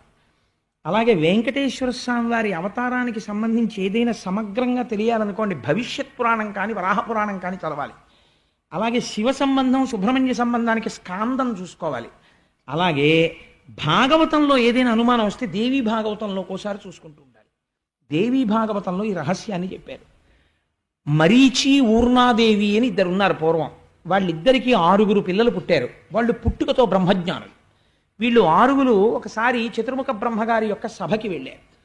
పెడితే వాళ్ళకి ఎందుకు నవ్వు వచ్చిందో తెలియదు, నిష్కారణంగా బ్రహ్మగారు కూర్చునుండగా ఓ నవ్వు నవ్వారు. వాళ్ళు నవ్వితే పెద్దల ఎడల జాగ్రత్తగా ఉండాలి, పిచ్చి నవ్వు నవ్వకూడదు. ఆయన అన్నారు, మీకు నన్ను చూసి నవ్వు వచ్చింది కాబట్టి రాక్షసుడి కడుపున పుట్టండి అని చెప్పించారు. వాళ్ళు 6 కాలనేమికి కుమారులుగా జన్మించారు క్రిందటి జన్మలో. 6 కాలనేమి పుత్రులై కొంతకాలం బ్రతికి తదనంతరము హిరణ్యకశిపుడి యొక్క కడుపున పుట్టారు. పుట్టి వాళ్ళు పుడుతూనే అప్పటికి వాళ్ళకు ఉన్నటువంటి తమోగుణ రజోగుణ సంస్కారం తగ్గింది. మళ్ళీ బ్రహ్మగారి గురించి తపస్సు చేశారు. దీర్ఘాయుర్దాయం ఇచ్చాడు బ్రహ్మగారు. తండ్రికి వచ్చి చెప్పారు, నాన్నగారు మేము చతుర్ముఖ బ్రహ్మగారి గురించి తపస్సు చేశాం, మాకు దీర్ఘాయుర్దాయం ఇచ్చారు అన్నారు. అంటే హిరణ్యకశిపుడికి కోపం వచ్చింది. ఒరే, నేను ఇంకా తపస్సు చేసి పొందలేదు దీర్ఘాయుర్దాయం, మీరు పొందేశారు అప్పుడే, కాబట్టి మీకు శపిస్తున్నాను, మీరు దీర్ఘ నిద్రలో ఉండి మరణించండి. సరికదా, వచ్చే జన్మలో పుట్టినప్పుడు గత జన్మలో తండ్రి ఈ జన్మలో మిమ్మల్ని చంపుతాడన్నాడు. అందుకని హిరణ్యకశిపుడి కడుపున పుట్టిన పాపానికి వాడికి అదే పని, ప్రహ్లాదుడిని చంపేస్తాననే కదా అన్నాడు. దీర్ఘ నిద్రలో ఉండి చచ్చిపోయారు వాడు. మరుజన్మలో ఇప్పుడు దేవకీదేవి కడుపున పుట్టారు ఈ మరీచి ఊర్ణాదేవుల యొక్క కొడుకులు, ఈ జన్మతో ఆఖరు. కాబట్టి వీళ్ళు గత జన్మలో తండ్రి చేతిలో చచ్చిపోవాలి. గత జన్మలో తండ్రి కాలనేమి ఇప్పుడు కంసుడిగా ఉన్నాడు కాబట్టి కంసుడి చేతిలో మరణించాలి. అందుకని వాళ్ళకి ఆ శాప విమోచనం అయిపోయి వాళ్ళు మళ్ళీ బ్రహ్మజ్ఞానులు అయిపోవాలి. అందుకని నారదుడు వచ్చి వాళ్ళని తీయించేశాడు. అది కారణం. ఇప్పుడు చెప్పండి, నారదుడు లోక కళ్యాణం కోసం చేశాడా లేకపోతే ఏదైనా కాఠిన్యంతో చేశాడా అంటే లోక కళ్యాణం కోసమే చేశాడు. 6 పుట్టే వరకు వేచి చూసి 6 మళ్ళీ బ్రహ్మజ్ఞానులై మోక్షాన్ని పొందే స్థితిని నారదుడు కటాక్షించినాడు. ఇది దేవీ భాగవతాంతర్గతం, భాగవతాంతర్గతం కాదు. సరే, దీని తరువాత కారాగారంలో దేవకీ వసుదేవులని అట్టెపెట్టాడు, కానీ లోపల మాత్రం కుమిలిపోతున్నాడు. ఎందుకని? జ్ఞానకలునిలోని శరదయువోలే, ఘటములోని దీప కళికవోలే, భ్రాత ఇంటనాక పడియుండె దేవకీమాత విశ్వగర్భ గర్భుయగుచు అంటారు పోతన గారు. జ్ఞాన కలునిలోని శారదయువోలే, ఒక్కొక్కడు ఉంటాడు, వాడు మహాపండితుడు, కానీ ఉన్నది ఉన్నట్టుగా యథార్థం చెప్పడు. వాడు ఎలా చెప్పాలనుకుంటున్నాడో, వాడికి ఏది ఇష్టమో దాని వైపుకు బలి చెప్పేస్తాడు. అది జ్ఞాన కలునిలోని శారదయువోలే, ఘటములోని దీప కళికవోలే, కుండలోపల వెలుగుతున్న దీపంలా లోకములన్నింటినీ తన కడుపులో పెట్టుకున్నటువంటి శ్రీ మహావిష్ణువుని తన కడుపులో మోయవలసినటువంటి దేవకి కంసుని యొక్క కారాగారమునందు మొగ్గుచున్నది. ఈ స్థితిలో ఒక చిత్రం జరిగింది. శ్రీమన్నారాయణుడు తాను అవతరించాలనుకున్నాడు. తనకన్నా ముందు శేషుడు బయలుదేరుతున్నాడు. ఆదిశేషుడు ముందు అన్నగారిగా పుట్టాలి. అందుకని యోగమాయని పిలిచాడు. ఆయన యొక్క మాయాశక్తియే ఈశ్వరుడికి, ఈశ్వరుడి యొక్క మాయాశక్తికి అభేదం, వాళ్ళిద్దరూ విడివిడి ఉండరు. ఆ మాయాశక్తిని పిలిచాడు. పిలిచి ఒక మాట చెప్పాడు, నువ్వు భూమి మీదకి వెళ్ళు. అక్కడ కంసుని యొక్క కారాగారంలో దేవకీ వసుదేవులు ఉన్నారు. వసుదేవుని యొక్క భార్యలందరినీ ఖైదు చేశాడు కంసుడు. ఒక్క రోహిణి మాత్రం నందవ్రజంలో నందుడి దగ్గర ఉన్నది. కాబట్టి ఇప్పుడు ఆ వసుదేవుని యొక్క తేజస్సు దేవకీ గర్భంలో ఉంది, 7వ గర్భంగా. అది శేషుడి యొక్క అంశ ఉంది అందులో. అందుకని ఎవ్వరికీ తెలియకుండా ఆ గర్భస్థమైన పిండమును వెలికి తీసేసాయి. గర్భస్రావమైందని అందరూ అనుకుంటారు. ఈ పిండమును తీసుకుని వెళ్ళి నందవ్రజంలో ఉన్నటువంటి రోహిణీ గర్భమునందు ప్రవేశపెట్టు. అప్పుడు ఇక్కడ జారిపోయినటువంటి పిండము అక్కడ పెరుగుతుంది. పెరిగి అక్కడ వర్ధిల్లుతాడు. బలరాముడన్న పేరుతో జన్మిస్తాడు శేషుడు. నన్ను సేవించాలని కోరుకుంటున్నాడు. అందుకని నువ్వు వెళ్ళి ఈ పని చెయ్యవలసినది అన్నాడు. యోగమాయ బయలుదేరి వచ్చింది. 7వ గర్భంలో దేవకీదేవి గర్భము నిలిచి సంతోషంతో ఉన్న సమయంలో దేవకీదేవి కడుపులో ఉన్నటువంటి పిండాన్ని పైకి లాగి నందవ్రజంలో నందుడి దగ్గర ఉన్నటువంటి వసుదేవుని యొక్క భార్య అయిన రోహిణీ గర్భంలోకి ప్రవేశపెట్టారు. ఇవాళ మనం భాగవతం చెప్తే ఇది జరుగుతుందా అని మీరెవ్వరూ అడగక్కర్లేదు. జరుగుతున్నాయి కదా ప్రపంచంలో. అంటే అప్పుడు మహర్షులు ఎప్పుడో చేశారు, భాగవత కాలంలోనే మన వాళ్ళు దీన్ని. తెలుస్తోంది కదా. కాబట్టి బలము మిగుల కలుగ బలభద్రుడని లోక రమణుడగుట చేసి రాముడనియు సతికి పుట్టె గర్భ సంకర్షణంబున సంకర్షణుండనెడి ఘనుడు సుతుడు. పోతన గారు అన్నారు, బలము మిగుల కలుగ బలభద్రుడని, చాలా బలవంతుడైనటువంటి వాడు కాబట్టి ఆయనకి బలభద్రుడు అని పేరు. లోకరమణుడగుట చేసి రాముడనియు, లోకములన్నింటినీ ఆనందింపచేస్తాడు కాబట్టి రామశబ్దాన్ని పక్కన పెట్టారు, బలరామ అని పిలిచారు. సతికి పుట్టె గర్భ సంకర్షణంబున, ఈ అమ్మ కడుపులోంచి లాగబడి వేరో అమ్మ కడుపులోకి ప్రవేశపెట్టబడ్డాడు. అందుకని సంకర్షణుడు అని పేరు వచ్చింది. అందుకని సతికి పుట్టె గర్భ సంకర్షణంబున సంకర్షణుండని డిఘనుడు సుతుడు. ఆ విధంగా సంకర్షణుడన్న పేరుతో బలరాముని యొక్క ఆవిర్భావము జరిగినది. కృష్ణావతారమునకు ముందు బలరాముడు ఆవిర్భవించాడు. తదనంతరము ఇప్పుడు కృష్ణ పరమాత్మ ఆవిర్భవించాలి. ఆయన యొక్క అంశ ఆ పూర్ణమైనటువంటి ఆ తేజస్సు బయలుదేరి వసుదేవుడిని ఆవహించింది. వసుదేవుడిలోంచి ఆ తేజస్సు దేవకీ గర్భంలోకి ప్రవేశించింది. నాకు చాలా ఇష్టమైనటువంటి పద్యం ఒకటి ఉంది ఈ భాగవతంలో. ఈ స్థితిలో అంటే నేను ఇలా చెప్పానని తల్లులు వీరకలా భావించకండి. గర్భిణీ స్త్రీలకి కలిగేటటువంటి వికారములను గురించి ఇళ్లలో అనుకుంటుంటారు. దాన్ని పోతన గారు ఈశ్వరపరం చేశారు. ఎంత గొప్పగా వర్ణన చేశారో చూడండి. సలిల మావిల నాగ జఠరార్భకునిగాన జననికై వడి ఘర్మ సలిల మొప్పే ఒగితేజమాయింతి ఉదరిఢింబకు కొల్వగదిసిన క్రియ దేహ కాంతి మిరయ పవనుడా కొర్మ గర్భస్థుని సేవింపనులపెనా మిక్కిలియార్వులమరే కుంభిని ఆలేమ కుక్షిగున చింపచొచ్చు భంగిని మంటి చొరవదనరే గగన మిందువదన కడుపులో బాలు సేవలకు రూపుమెరసి వచ్చినట్టు బయలు వంటి నడుము బహుళమయ్యను పంచభూతమయుడులోన బొదల సతికి. సాధారణంగా గర్భిణి అయినటువంటి స్త్రీలకి కొంచెం శరీరమునందు బరువు పెరగడం చేత చెమటలు పడుతుంటాయి తరచు. అలాగే శరీరమునందు విశేషమైనటువంటి శ్రమ చేత నిట్టూర్పులు కలుగుతుంటాయి, ఊపిరి భారంగా తీస్తుంటారు. మట్టి తినే అలవాటు కొంతమందికి ఉంటుంది. మట్టి తినాలని లేకపోతే ఏదో విచిత్రమైనటువంటి కోరికలు పుడుతుంటాయి, అది తినాలి ఇది తినాలి అని. కాబట్టి పోతన గారు అంటున్నారు, పంచభూతాలు ఉన్నాయి కదా, పృథివాపస్తేజో వాయురు ఆకాశాలు. ఇందులో నీటికి కోరిక పుట్టిందిట. ఆ కడుపులో లోకములన్నింటినీ పరిపాలించేటటువంటి పరబ్రహ్మం ఉన్నాడు. కాబట్టి మేము సేవించద్దు అని జలములు తమ అంశగా వెళ్ళి దేవకీదేవికి చెమటగా మారాయిట.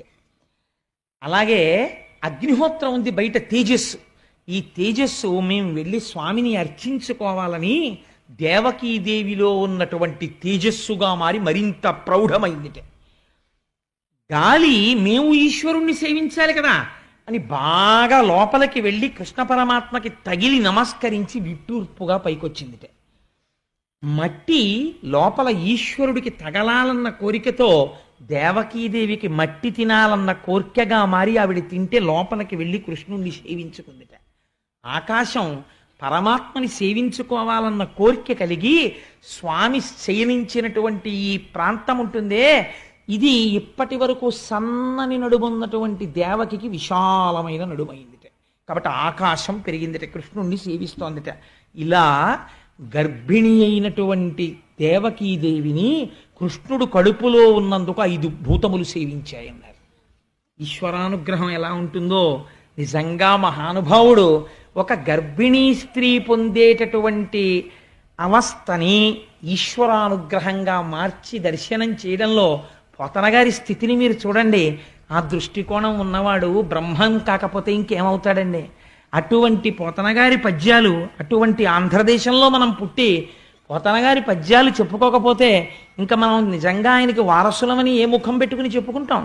అంతటి మహానుభావుడైన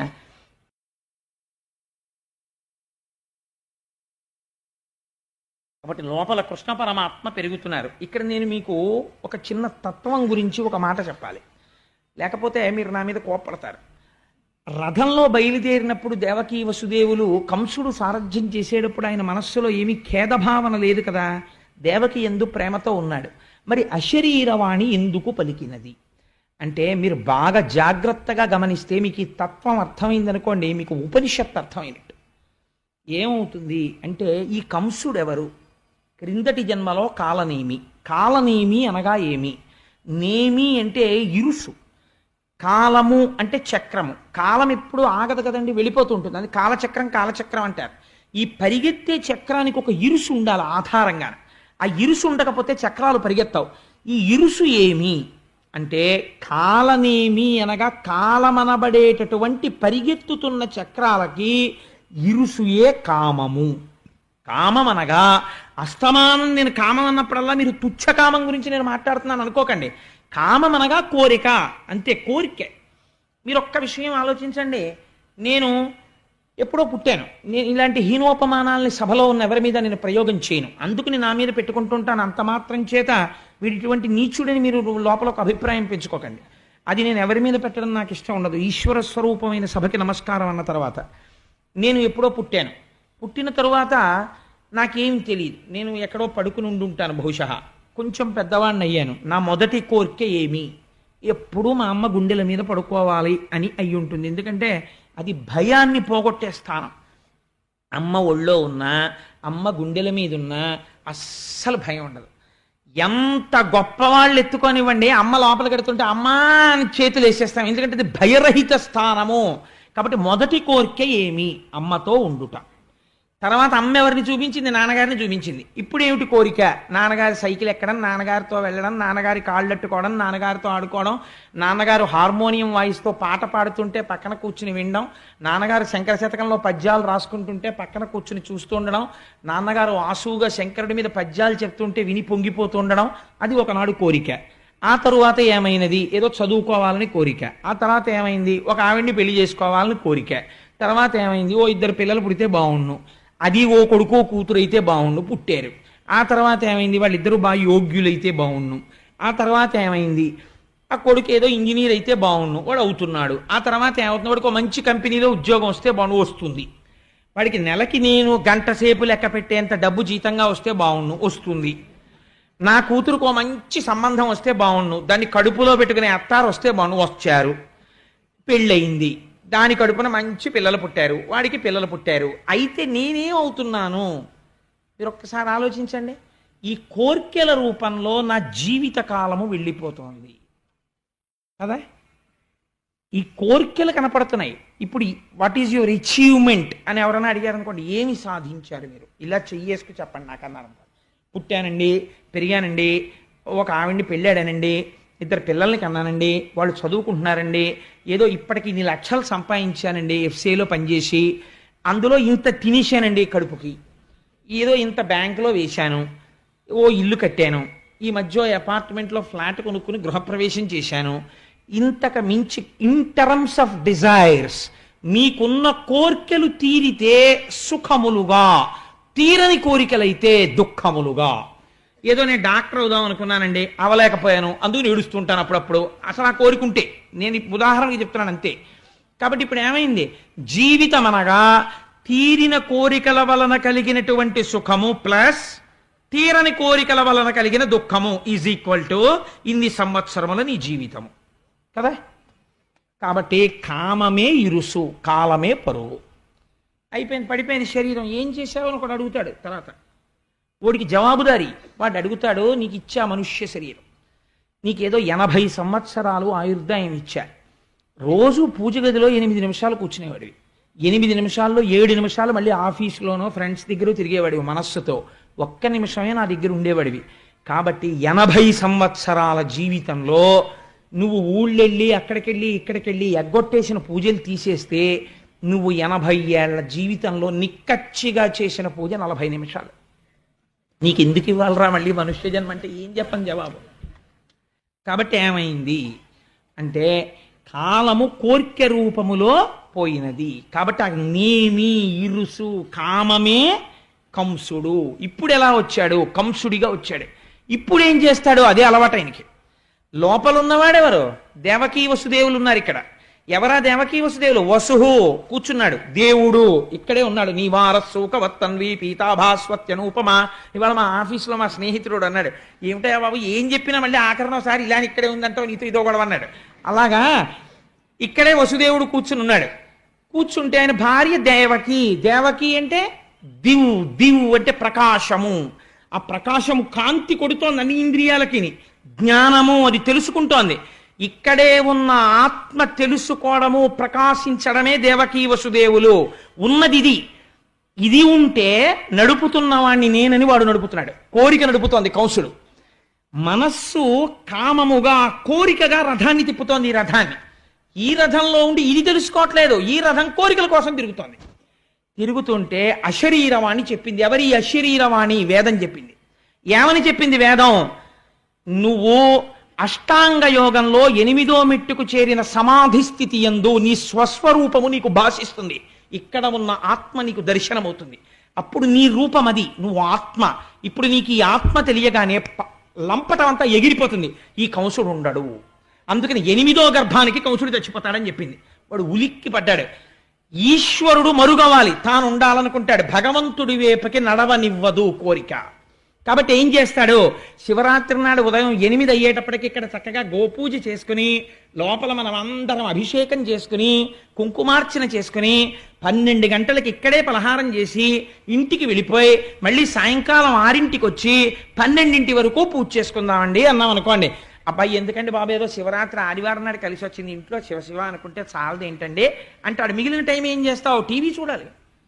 అందుకు ఇదంతా 3 మాటలు శివ దేనికోసం అంటే మిగిలింది టీవీ చూడడం కోసం. కాబట్టి ఏమైంది? కంసుడు నడుపుతూ ఉంటాడు. దేవకీ వసుదేవుల్ని గుప్తం చేస్తాడు. వాళ్ళు ఉండడం ఇష్టం ఉండదు, చంపేస్తానంటుంటాడు. ఈ రహస్యం తెలియకూడదు, తెలియనివ్వకో, చంపేస్తాను 8వ గర్భం. నువ్వు అష్టాంగ సిద్ధి సమాధి స్థితి వైపుకి నడవడానికి వీల్లేదు, భగ్నం చేస్తాడు ధ్యానాన్ని. అందుకు నీ చంపుతానంటుంటాడు. ఇదే అశరీరావాణి పలకడం, కంసుని రథాన్ని నడపడం అంటే. కాబట్టి ఇప్పుడు ఏమైంది? అయితే అటువైపుకి వెళ్ళేవాడు వెళ్లకుండా మాంతాడా? ఎన్ని చట్టాలు బిగించినా వెళ్ళిపోతాడు. కాబట్టి ఏమైంది? దేవకీదేవిని కారాగారమునందు ఉంచాడు. ఇప్పుడు బాహ్యంలోనికి రండి. కృష్ణ పరమాత్మ లోపల పెరుగుతున్నారు. దేవకీదేవి ఖైదులో ఉంది. ఈ ఖైదులో ఉన్నటువంటి దేవకీదేవి గర్భంలో కృష్ణుడు ఉన్నాడు. ఇప్పుడు ఈ గర్భంలోకి ఎవరొచ్చి నిలబడ్డారో తెలుసా అండి? 33 కోట్ల మంది దేవతలు చతుర్ముఖ బ్రహ్మగారితో వచ్చారు. వచ్చి దేవకీదేవి కడుపులోకి వెళ్ళి నించున్నారు. ఇది గర్భశుద్ధి అంటే. ఏమి గర్భమా గర్భం, ఏమి అదృష్టమా తల్లిది. ఈ అదృష్టం ఎందుకు పొందిందో ఎదరవిందురు గాని. కాబట్టి ఇప్పుడు ఏం చేశారు? వాళ్ళందరూ స్తోత్రం చేస్తున్నారు. ఈశ్వర నీవు సత్యము, మొదటి మాట చెప్పారు. సత్యం అంటే మారనిది, ఎప్పుడూ ఉండునది. మరి ఇవాళ నువ్వు కడుపులోకి ఎందుకు వెళ్ళావు? ఇది నీ లీల. నువ్వు కోరుకుంటే అలా కనపడుతుంటావు, ఓ తల్లి కడుపున పుట్టినట్టుంటావు. కానీ యథార్థమునకు మార్పు లేని వాడివి, మార్పు ఉన్నవాడిగా కనపడుతున్నావు. మాకో మార్పులున్నాయి చేసిన కర్మ వల్ల. నీవు మార్పు లేని వాడివి, సత్యమైన వాడివి. మేము నిత్యులము కావాలంటే ఎప్పుడూ ఉండని వాళ్ళమని మాకు భయం. అమ్మో ఉంటామా ఊడిపోతామా, ఉంటామా ఊడిపోతామా అంటుంటాడు అస్తమానమును. అందుకని ఏమిటి భయం? ఉండమని కాదు, ఈ ఆత్మ నేను ఎక్కడికి వెళ్తాను, ఎప్పుడూ ఉంటాను అని స్థితి రావాలంటే, స్వస్వరూపము భాషించాలంటే నీ అనుగ్రహం ఉండాలి. అలా రాకుండా నువ్వేం చేసావో తెలుసా? ఓ పెద్ద చెట్టు పాతావు. ఆ చెట్టు ఏమిటో తెలుసా? సంసార వృక్షము. ఈ సంసార వృక్షమునకు నీవే ఆలంబనము. నీవు ఉండబట్టి ఈ సంసార వృక్షం ఉంది, నువ్వు లేకపోతే వృక్షం ఎక్కడుంది? దీనికి 2 ఫలములు, సుఖము దుఃఖము. దీనికి 3 రసములు, సత్వ రజస్తమో గుణములు. 4 వేర్లు, ధర్మార్థ కామ మోక్షములు. దీనికి 5 రకములైనటువంటి విధానములు, శబ్ద స్పర్శ రస రూప గంధములు. దీనికి 6 ఊడలు. ఆ 6 ఊడలే కామ క్రోధ లోభ మద మోహ మాత్సర్యములు. 7 రకములైన పొరలు, చర్మము, రక్తము, మాంసము, కొవ్వు, అస్థి, శుక్ల, మేధ. దీనికి 8 కొమ్మలు ఈ చెట్టుకి. ఇవే 2 చేతులు, 2 కాళ్ళు, 4, 5 నోరు, 6 కంఠము, 7 హృదయము, 8 ఉదరము. ఈ 8 కలిపి 8 కొమ్మలు.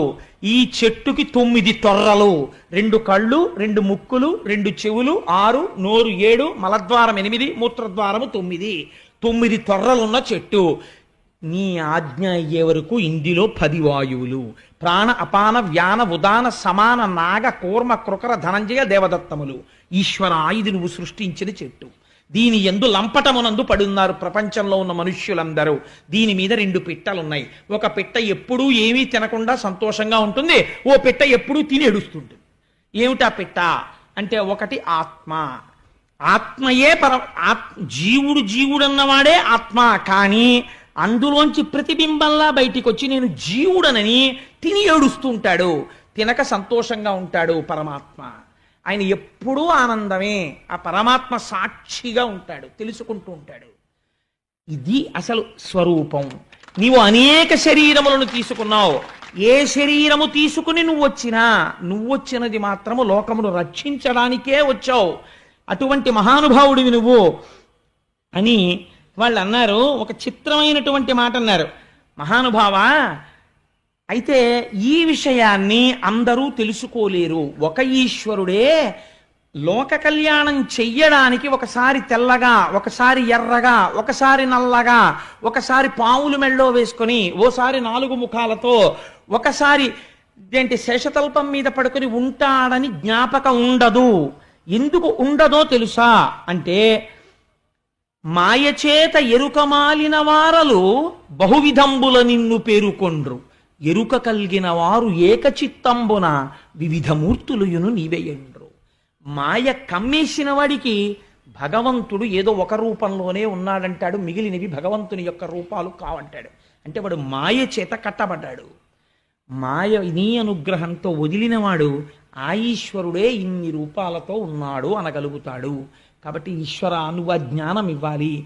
ఆశ్చర్యం ఏమిటో తెలుసా? నువ్వు నోరిచ్చి నీ నామము చెబితే గట్టి ఎక్కిస్తానంటే నీ నామం చెప్పడం కూడా కొందరికి బరువే. ఆ నామం కూడా చెప్పక అధోగతి పాలైపోతుంటారు. సరికదా, నీ నామాన్ని విమర్శిస్తారు, నీ కథల్ని విమర్శిస్తారు. నువ్వు ఇచ్చిన నోటితో ఎంత ఆశ్చర్యమో చూడు. చెప్పడం చెప్పేస్తున్నారు, విమర్శించడం విమర్శిస్తున్నారు. అధోగతుల పాలైపోయాక తెలుసుకుంటారు ఏమైపోయారు. ఇది దుర్వినియోగం చేస్తున్నారు. లోకం ఇలా నడుస్తోంది. కానీ మాయందు అనుగ్రహించి మహానుభావ, ముచ్చిరియున్నది లోకము నిచ్చలుకం సాధి కలులు నిర్దయులేచన్ మచ్చిక కావవలయును విచ్చేయుము తల్లి కడుపు వెడలిబుకుందా. కంసాదులు రాజ్యం చేస్తూ భక్తులైనటువంటి వాళ్ళని నిగ్రహిస్తున్నారు. కాబట్టి స్వామి, నువ్వు అమ్మ గర్భంలోంచి బయటికి రావలసింది ముకుందా అని ప్రార్థన చేశారు. ప్రార్థన చేసిన తరువాత ఇక్కడ కంసుడి పరిస్థితి మహాదారుణంగా ఉంది. ఎందుచేత అష్టమ గర్భం వచ్చేసింది, నెలలు పెరుగుతున్నాయి, ఆవిడికి 9వ నెల వచ్చేసింది, స్పష్టంగా తేజస్సు కనపడుతోంది. ఆ అష్టమ గర్భంలో పుట్టేవాడు తన్ను చంపేస్తాడని భయం. అందుచేత తిరుగుచు కుడుచుచు త్రాగుచు ఆఖరికి ఏం చేస్తున్నా సరే అరుగుచు కూర్చుండి లేచునవరత అనవరతంబున్ హరితలచి తలచి జగమా హరిమయముగ చూచ కంసుడారనియలుకన్. ఎంత చిత్రమో చూడండి. కంసుడికి కూడా జ్ఞానము చేత లోకమంతా ఒక ఈశ్వరుడు కనపడ్డట్టే కంసుడికి కూడా కనపడుతోంది. అందుకే అన్నాడు నారదుడు ధర్మరాజు గారితో, వైరంతో కూడా పొందుతున్నారు ఈశ్వరుణ్ణి అన్నాడు. తిరుగుచు కుడుచుచు వ్రాలుచు అరుగుచు కూర్చుండి లేచు అనవరతంబున్ హరితలచి తలచి జగమా హరిమయముగ చూచ కంసుడు ఆరనియలుకన్. తిరుగుతూ ఉంటాడు. అమ్మో ఇంకొచ్చేస్తాడేమో, ఏ క్షణంలో ప్రసవం అయిపోతుందో, పుట్టి ఏమో ఏం చేస్తాడో, ఏ రూపంలో వస్తాడో, ఎలా చంపుతాడో. తాగుతుంటాడు, గ్లాస్ అప్పుడైతే భయం, వచ్చేసాడేమో ఏ రూపంలోనో. ఎక్కడో ఎవరో స్వామి అంటారు, అమ్మో వచ్చేసాడేమో అని భయం. ఉలిక్కి పడుతుంటాడు, వాసన చూస్తుంటాడు, ఏమో వాసనారూపంగా ఎందుకు రాకూడదు. ఇంతకుముందు హిరణ్యకశిపుల్ని వాళ్ళందరినీ చిత్రంగా చంపాడు. హిరణ్యకశిపు ఉపాఖ్యానానికి సంబంధించిన రహస్యం ఎక్కడ చెప్పాడో తెలుసండి ఆయన? బలిచక్రవర్తి ఉపాఖ్యానంలో చెప్పాడు శ్రీమన్నారాయణుడు. మీ తాతోడు ఉండేవాడయ్యా, వాడు నా కోసం వెతికాడు నన్ను చంపుదామని, వైకుంఠానికి వచ్చాడో సార్ నా కోసం, నేనేం చేశానో తెలుసా? వాడి ముక్కు రంధ్రాల్లోంచి వెళ్ళి వాడి గుండెల్లో కూర్చున్నాను, వాడు బయటంతా వెతికాడు, వాళ్ళలోనే ఉన్నానని తెలుసుకోలేకపోయాడు, వెర్రాడు, ఆఖరికి ఇందులోంచి వచ్చి స్తంభంలోంచి బయటకు వచ్చి వాడిని చంపేశానన్నాడు. అందుకని నీ వాళ్ళేం తక్కువ వాళ్ళు కారులే అన్నాడు బలిచక్రవర్తితో. కాబట్టి ఎక్కడుంటాడు? ఇక్కడే ఉంటాడు ఈశ్వరుడు. అంతర్ముఖ సమారాధ్య బహిర్ముఖ సుదుర్లభ. బయట వెతికితే దొరకదు, లోపలికెడితే దొరుకుతుంది. లోపలికి వెళ్ళడం మనకి తెలియదు, బయట తిరగడం తప్ప. కాబట్టి ఆయన ఏం చేస్తున్నాడు అంటే, ఏది చేస్తున్నా అమ్మో వచ్చేస్తాడు చంపేస్తాడు, ఇదే బెంగ. కాబట్టి ఇప్పుడు ఏమవుతోంది, ఎవరిని చూసినా శ్రీహరే కనపడుతున్నాడు. హరితలచి తలచి జగమా హరిమయము గచూచ కంసుడారనీయలుకన్. నిజంగా కృష్ణావతారం ఆవిర్భవించేటటువంటి సమయం ఆసన్నం అవుతోంది. మీకు ఒక గొప్ప రహస్యం చెప్పేస్తున్నాను ఇవాళ. ఏమిటో తెలుసా అండి? శ్రావణ మాసంలో అర్ధరాత్రి 12 గంటలకి ఆకాశం మబ్బులు పట్టి వర్షం పడుతుంటే శ్రీకృష్ణ భగవానుని యొక్క ఆవిర్భావం. మళ్ళీ అక్కడి నుంచి 6 నెలలు లెక్కెట్టండి. భాద్రపదము, ఆశ్వీజము, కార్తీకము, మార్గశీర్షము, పుష్యము, మాఘము. మాఘమాసంలో మళ్ళీ మహాశివరాత్రి నాడు అర్ధరాత్రి 12 గంటలకి లింగోద్భవం. ఏమిటి చిత్రం? 6 నెలలు కరచరణాదులున్నవాడి పూజ చేస్తే ఆకారము ఉన్నదా ఆకారము లేదా అన్న లింగస్వరూపము జ్యోతిర్లింగమై భాషిస్తుంది. అలా ఎలా వస్తుందో రేపు మహాశివరాత్రి నాటి సాయంకాలం ఉపన్యాసంలో చెప్తా.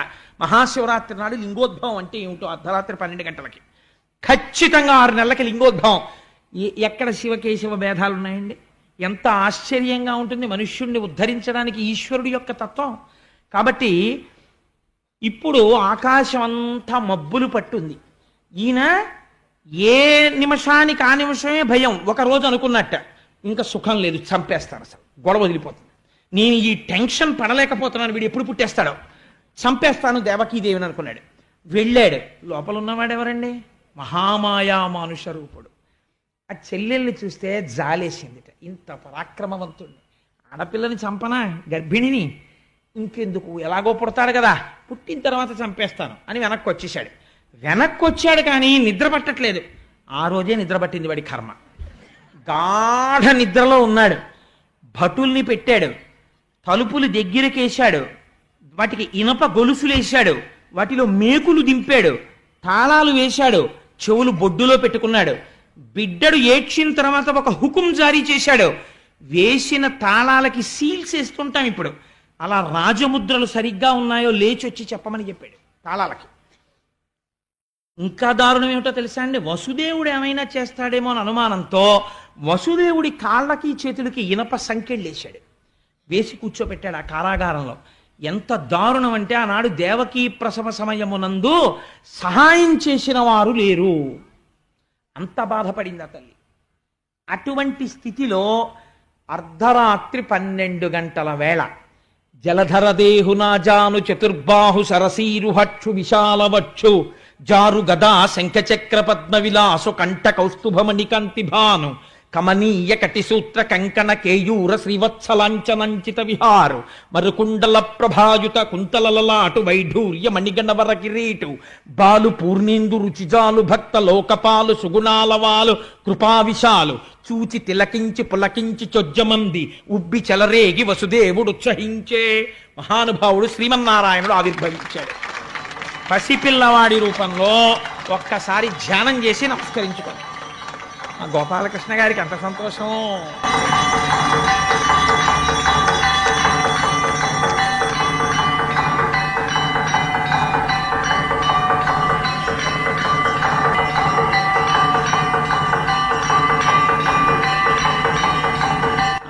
నీరాజనం తీసుకోండి అమ్మా.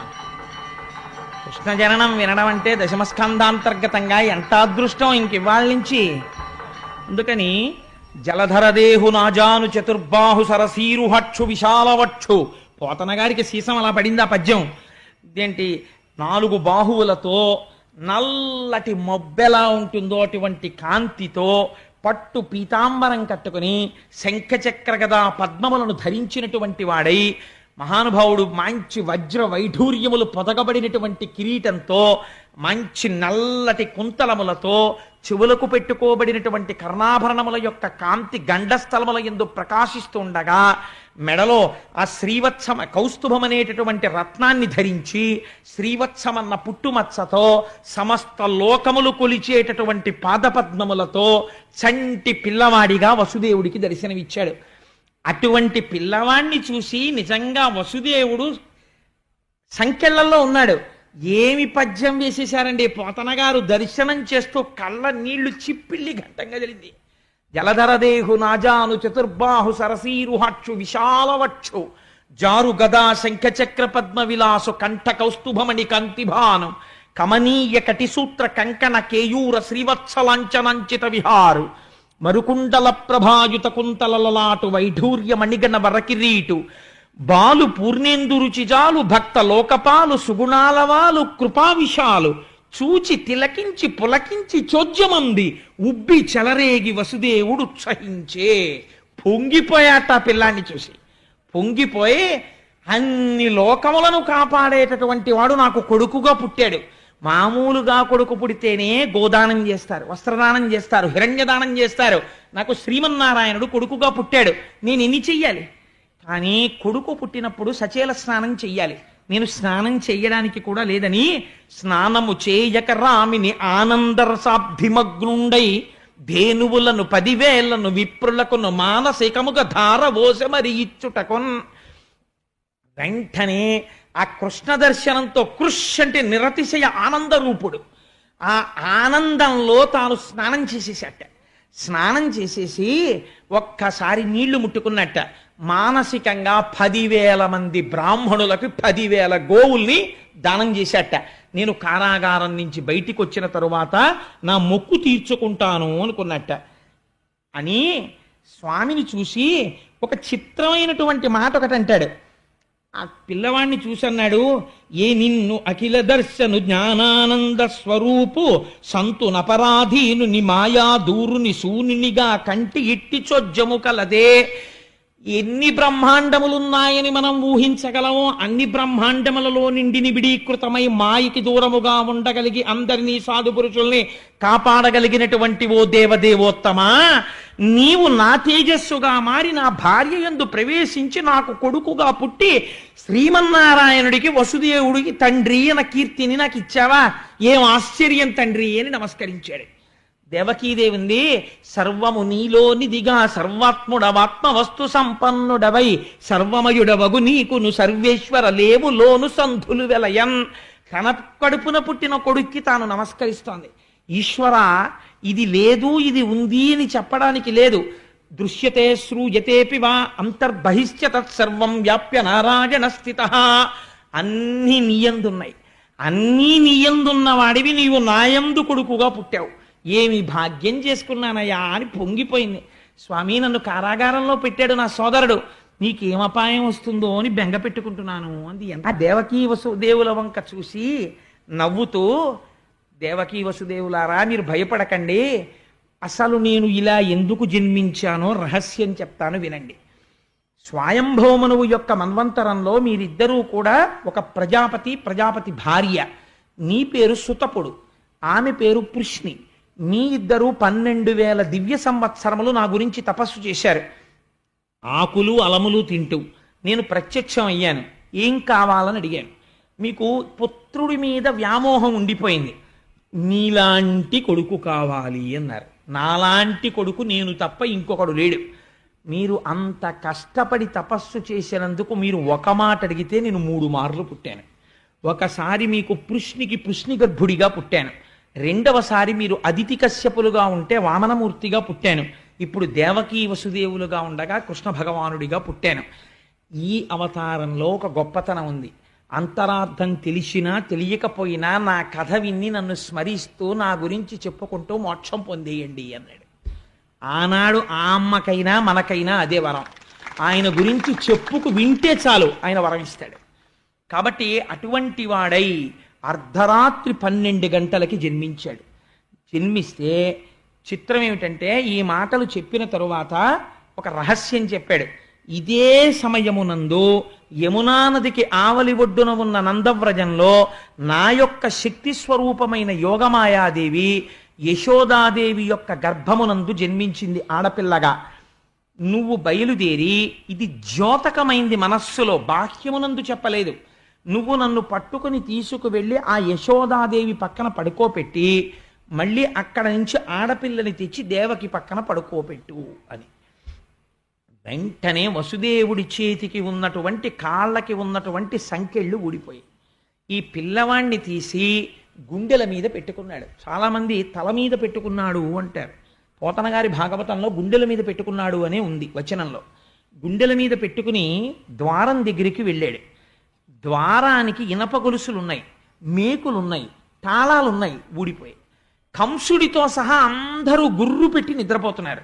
బయటికి వచ్చాడు. తప్పుకోవడానికి వీలు లేకుండా ఇక్కడ నిలబడిన వాడు ముఖ్యద్వారంలోకి కనపడే ఏర్పాటు చేశాడు. ఒక్కొక్క ద్వారం దాటుతున్నాడు.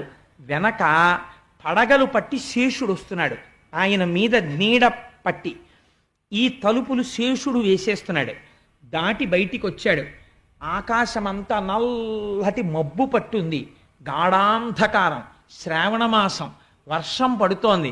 శేషుడు పడగలు పట్టి ఆచ్ఛాదించాడు. యమున దగ్గరికి వెళ్ళారు. విపరీతమైన వేగంతో ప్రవహిస్తోంది. ఈ వసుదేవుడు కృష్ణ పరమాత్మని ఇలా పెట్టుకుని ఆ యమున వంక చూశాడు. ఆశౌరికి తెరవసగెను ప్రకాశోద్దత తుంగ భంగ కలిత ధరా సాకాశయగు యమున మును సీతేశునకు పయోధిత్రోవ ఇచ్చిన భంగిన్. కృష్ణ పరమాత్మని గుండెల మీద పెట్టుకున్న వసుదేవుణ్ణి చూడగానే ఆనాడు రామచంద్రమూర్తికి చోటిచ్చేసిన సముద్రంలా యమున చోటిచ్చేసింది. అందులోంచి వసుదేవుడు వెళ్ళిపోయాడు. ఇదే అక్కడికి వెళ్ళి కృష్ణ పరమాత్మని పడుకోబెట్టాడు. అక్కడ ఆడపిల్ల పుట్టిన ఎవ్వరికీ తెలియదు, అందరూ గాఢ నిద్రలో ఉన్నారు. ఈ పిల్లవాడిని అక్కడ పడుకోబెట్టాడు. కుయ్యి అనలేదు, కయ్యి అనలేదు. ఆ పిల్లని ఎత్తుకున్నాడు, చక్కగా పట్టుకున్నాడు. మళ్ళీ తిరిగి వచ్చాడు. మళ్ళీ యమున దారి ఇచ్చేసింది. మళ్ళీ యమున దాటి ఈవలి ఒడ్డుకు వచ్చాడు. వచ్చి అంతఃపురంలోకి ప్రవేశించాడు. ఒక్కొక్క తలుపు తెరుచుకుంది. లోపలికి వెళ్ళాడు. ద్వారాలు వేసుకున్నాయి. ఇనప సంకెళ్ళు పడిపోయాయి, మేకులు పడిపోయాయి, తాళాలు పడిపోయాయి. వసుదేవుడు వెళ్ళి ఆడపిల్లని ఆ దేవకీదేవి పక్కన కూర్చోపెట్టాడు. తను వచ్చి ఇలా కూర్చున్నాడు. ఇన్ని మూసుకున్నాయి, సంకెళ్ళు మాత్రం తగులుకోలేదు, అలాగే ఉండిపోయాయి. అన్ని మూసుకున్నాయి, సంకెళ్ళు తగులుకోకుండా అలాగే ఉన్నాయి. ఇప్పుడు వసుదేవుడు చూశాడు. ఒక నవ్వు నవ్వి పదముల సంఖ్యలని డుకొని మదితలచు సూరసుతుడు ముందరివోలెన్ గుదురుకల రీతి దేహము కదలించుచు నూరకుండె గురువరతంబున్.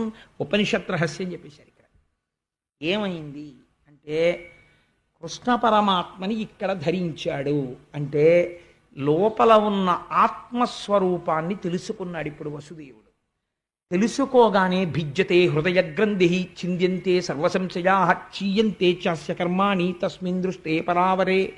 ఆ హృదయ గ్రంథి విడిపోయింది, ఆ గొలుసులు ఊడిపోయాయి, ఇప్పటి వరకు ఉన్న కర్మబంధములు తెగిపోయాయి, సంశయాలు తొలగిపోయాయి. బయటికి ఎడుతుంటే అవివేకమన్న మబ్బులు, అజ్ఞానమన్న చీకటి పట్టి ఉంది. ఆధ్యాత్మిక ఆదిభౌతిక ఆదిదైవికములనేటటువంటి వర్షములు పడుతున్నాయి. పరమభక్తుడైన వాడికి ఇవి ఇబ్బంది పెట్టవు. అందుకని శేషుడు పడగబట్టాడు. జ్ఞానము కలగడానికి ముందు విశేషమైన భక్తి కలుగుతుంది. రమణ మహర్షికి ఆత్మతత్వం తెలియడానికి ముందు పెరియ పురాణం చదివి అపారమైన భక్తి అరుణాచలం మీద కలిగినట్టు. ఇప్పుడు బయలుదేరాడు. యమున దారిచ్చింది. యమున దారివ్వడం అంటే ఏమిటో తెలుసా అండి? సూర్యుడికి ఒక కొడుకు, ఒక కూతురు. కొడుకు యముడు, కూతురు యమున, ఇద్దరూ ఆగరు. యమున కాలస్వరూపం, ప్రవహించి వెళ్ళిపోతుంది, వెనక్కి రాదు. కాలం వెళ్ళిపోతుంది, ఎవరి కోసం ఆగదు. నేను భాగవతం వినలేనండి, అదేం ఆగదు, వెళ్ళిపోతుంది, వెనక్కి రాదు. వెళ్ళిపోతున్న కాలంలో ఎవడెప్పుడు పడిపోవాలో యముడికి తెలుసు, ఆయన తీసేస్తాడు. ఆయన ఆగడు, కాలస్వరూపంలో సూర్యుడు వెళ్ళిపోతూ ఉంటాడు. అందుకే సూర్య కుటుంబం అంతా అలాగే ఉంటుంది. ఇట్లాంటి యమధర్మరాజు కాలము దారిచ్చాయి. అంటే కాలమునకు వశుడు కాడు, అంటే మృత్యువు లేదు. అందుకే రమణ మహర్షి దగ్గరికి వెళ్ళి, భగవాన్ మీరు చచ్చిపోతారని మాకు భయంగా ఉంది అంటే ఆయన నవ్వి, నాకు చావెక్కడుంది, నేను ఎప్పుడూ ఉండేవాణ్ణి, మీరు వెళ్ళిపోతారేమో అనేవారు. మీరు వెళ్ళిపోతారేమో అంటే నేను వెళ్ళడానికి చోటు ఎక్కడుంది, నేను అంతటా పరివ్యాప్తము చెందిన ఆత్మస్వరూపుడను అనేవారు ఆయన. ఈ ఆత్మస్థితి పొందిన వాడికి శరీరము పడిపోవడం గురించి బెంగ ఉండదు. ఇది పంచభూతాలు వెళ్ళిపోతాయి, ఆత్మ ఇలాగే ఉంటుంది నమ్మారు. ఆత్మగా ఉండిపోయారు. ఆత్మగా అరుణాచలమునంద జ్యోతి రూపముగా. అదే ఇందాక చెప్పినటువంటి దేవకీ వసుదేవులు అరుణాచలం కొండలో కలిసిపోయారు. కానీ దేహము పడిపోయేంత వరకు జ్ఞాని రోగము దీనికి వస్తే సాక్షిగా ఉంటాడు. మనం రోగం వస్తే దాంతో తాదాత్మ్యత చెందుతాం. దాన్ని కూడా సాక్షిగా గమనిస్తాడు, ఆ రోగాన్ని కూడా సాక్షిగా ఉంటాడు, తనంత తాను శరీరం పడిపోయే వరకు. కాబట్టి ఇప్పుడు ఆయన ఉన్నాడా లేడా? అందరిలాగే ఆయన తిరుగుతారు, అందరిలాగే ఆయన ఓ కర్రట్టుకుంటారు, ఓ గోచి పెట్టుకుంటారు, తిరుగుతూ ఉంటారు. ఆయన ఉన్నట్టా లేనట్టా అంటే ప్రారంధమైపోయేంత వరకు ఈ శరీరం వచ్చేసింది కాబట్టి అది పడిపోయే వరకు శరీరం ఉంటుంది. కాబట్టి తగిలించుకున్న బంధనాలు ఇవి ఆ ఉండడం. అంతేకాని అవి తగులుకున్న బంధనాలు కావు. తగులుకున్న బంధనాలు మనకి రాదు విడిపించుకోవడం. తగిలించుకున్న బంధనాలు జ్ఞానివి. అందుకని ఆయన తగిలించుకుని పూర్వం ఎలా ఉన్నాడో అలాగే ఉన్నట్టున్నాడు, ఎవ్వరికీ తెలియదు. అతను ఒకసారి గుండెల మీద పెట్టుకుని యమునని దాటి వెనక్కొచ్చాడు. అందుకే ఆడపిల్ల నొదలమని వసుదేవుడు ఏడవడు, దేవకి ఏడుస్తుంది. కాబట్టి ఇంకా మోహం ఎవరిని పట్టింది అంటే విష్ణుమాయ దేవకి యందు ఉన్నది. తల్లి కాబట్టి ఉండాలి, లేకపోతే కంసుడికి అనుమానం వస్తుంది. ఇప్పుడు ఏమైంది? ఈ ఆడపిల్ల ఏడ్చింది. ఏడిస్తే వీళ్ళందరూ లేచారు. ఇది వీళ్ళ ప్రజ్ఞ అనుకుంటున్నారు. ఇది విచిత్రం. వీళ్ళు లేచి అమ్మ పిల్ల పుట్టిందిరా అన్నారు. ముందేం చూశారు? తాళం కప్పల మీద రాజముద్ర చూశారు, ఉన్నది. కాబట్టి లోపల వాళ్ళు ఎక్కడికి వెళ్ళలేదు. ఆత్మదర్శనమైన వాడికి పైన మార్పు ఏమీ ఉండదు. రమణ మహర్షికి ఆత్మదర్శనం అయిపోయిన తర్వాత నల్లటైన తెల్లగా అయిపోవడమో, తెల్లటైన ఆకుపచ్చగా అయిపోవడమో అలా ఏముండదు. అప్పుడు ఇప్పుడు ఒకలాగే ఉంటారు, కానీ లోపల మాత్రమే తెలుస్తుంది వారికి. కాబట్టి బయట నుంచి చూసేవాడికి ఏమైనా తెలుస్తుందా? అనుమానమే మిగులుతుంది అంతే. ఆత్మదర్శనం అయిందా అండి నిజంగానో అని అనుమానం. కాబట్టి ఏమవుతుంది అంటే ఆ మహానుభావుడు అలా కూర్చుని ఉన్నాడు. వీళ్ళు ఏడుపు విని పరిగెత్తుకుంటూ కంసుడికి వెళ్ళి చెప్పారు. చెప్పగానే వాడు నిద్రపోతున్నవాడు జుట్టు విరబోసుకుని పరిగెత్తుకొచ్చాడు. వచ్చి తాళాలు తీశాడు. తీస్తే పాపం పిచ్చి తల్లి కదా దేవకీదేవి, ఈ ఆడపిల్ల ఏడుస్తుంటే ఆవిడ్ని విష్ణుమాయ కప్పేసింది. ఈ ఆడపిల్ల తన పిల్లే తనే రక్షించుకోవాలనుకుంటోంది. అనుకుని అన్నగారికి కనపడకుండా పమిటలో పెట్టేసుకుంది. ఆ పిల్లని పెట్టేసుకుని గుండెలకి దగ్గరగా హత్తేసుకుని అసలు ఆడపిల్లో మగపిల్లవాడో తెలియకుండా దగ్గరికి పెట్టేసుకుని కాళ్ళు పైకెత్తేసి ఏడుస్తోంది. ఏమని అంటే అది పోతన గారికే చెల్లింది ఆ దర్శనం. అన్న శమింపు మన్న తగదల్లుడు కాడిది మేన కోడలవు మన్నన చేయు మన్న విను మానిని చంపుట రాచపాడి కాదన్న సుకీర్తివై మన గదన్న మహాత్ములు పోవు త్రోవ పోవన్న భవత్ సహోదరి కదన్న నిను శరణంబు వేడదన్. 1కి 10 మాటలు అన్నయ అన్నయ అన్నయ అన్నయ అంటుంది. వాడి మనసు కరుగుతుందని. అన్న శమింపు మన్న తగదల్లుడి కాడిది మేన కోడలవు. అన్నయ్య ఇది ఏంటి మేనల్లుడు కాడన్నయ్యా, చంపేయడానికి మేనకోడలన్నయ్యా, నన్ను నమ్మన్నయ్యా. 7గురిని చంపేశావన్నయ్యా, ఇప్పుడు 6గురిని చంపేశావు, 7వది గర్భస్రావం అయిపోయింది. ఇది ఆడపిల్ల, ఇంటికి ఆడబడుచు, నీకు కోడలు, నువ్వు మన్నన చెయ్యాలన్నయ్యా. మహాత్ములు పోవుత్రోవ పోవన్న పసిపిల్ల ఆడదాన్ని చంపాడన్న అపఖ్యాతి నువ్వు కట్టుకోకన్నయ్యా, విడిచిపెట్టన్నయ్యా, ఈ పిల్లనైనా బతకని అన్నయ్యా అని చెప్పి పాపం ఏడుస్తోంది.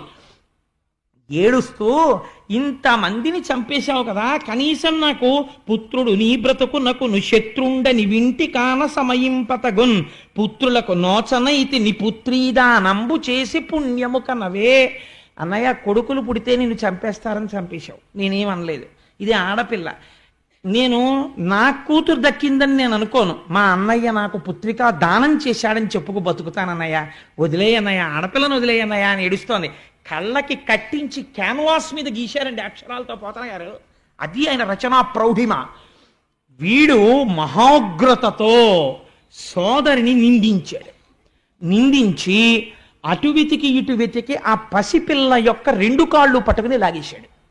లాగేసి గిర్ర గిర్ర గిర్ర గిర్ర తిప్పి బండకేసి కొట్టాడు. కొడితే ఈ పిల్ల బండకి తగలడం మాని పైకి వెళ్ళిపోయింది, ఆకాశంలోకి వెళ్ళిపోయి దివ్యమైనటువంటి రథమునందు ఆరూఢి అయి అక్కడ కూర్చునుంది. అటు నుంచి విమానాల్లో ఇంతమంది దేవతలందరూ వచ్చి నిలబడ్డారు. శ్రీమన్నారాయణుడు వరం ఇచ్చాడు, నిన్ను 14 నామాలతో పిలుస్తారు. దుర్గా, భద్రకాళి, విజయ, వైష్ణవి, కుముద, చండిక, కృష్ణ, మాధవి, కన్యక, మాయ, నారాయణి, ఈశాన, శారద, అంబిక. భాగవతాంతర్గతంగా ఈ 14 నామాలు ఎవరు వింటున్నారో ఆ విన్న వాళ్ళందరికీ ఏతించి చూచి చెలగుచు, అలాంటి వాళ్ళకి, నిన్ను చూసిన వాళ్ళకి, నామం విన్న వాళ్ళకి, పేరు పలికిన వాళ్ళకి దేశంలో నువ్వు ఎక్కడెక్కడున్నా నీకు రక్షించడం తప్ప ఇంకోటి తెలియదు, అలా రక్ష చేస్తావన్నావు అన్నారు. అందుకని ఆ తల్లి ఆకాశంలో నిలబడింది. దేవతలు, యక్షులు, గంధర్వులు, కిన్నెరులు, కింపురుషులు వచ్చి పాటలు పాడుతూ తల్లికి అగరుధూపాలు సమర్పిస్తున్నారు, నైవేద్యాలు సమర్పిస్తున్నారు. ఈ తల్లి ఇవన్నీ తీసుకుని కిందనున్న కంసుడి వంక చూసి ఒక మాట అంది.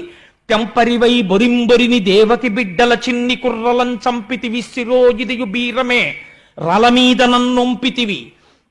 ఓరి దుర్మార్గుడా, పిల్లలందరినీ తీసుకుని రాళ్లకేసి కొట్టి చంపావు, నన్ను కూడా కొట్టాలని ప్రయత్నం చేశావు. నా సరసంజ నుంచి నిన్ను చంపెడి వీరుడొక్కడు, ప్రవృద్ధిని పొందెడి వాడు దుర్మతి. నాతో పాటు పుట్టి నిన్ను చంపేటటువంటి వాడు వేరొక చోట పెరుగుతున్నాడు, నువ్వు చచ్చిపోవడం ఖాయం అని చెప్పి దేవతలు సేవిస్తుండగా తల్లి వెళ్ళిపోయింది. ఈశ్వరుడిది నిర్భయత్వం. మరణం కోసం భయపడుతూ ఎంతకాలం సత్యాన్ని ఎప్పటికీ సత్యం తెలుసుకోగలుగుతాడు.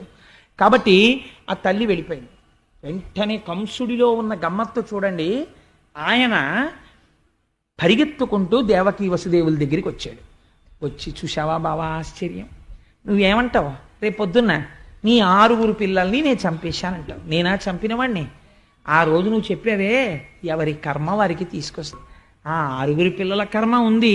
నా దురదృష్టం ఏమిటంటే వాళ్ళ మరణానికి నేను హేతు అయ్యాను.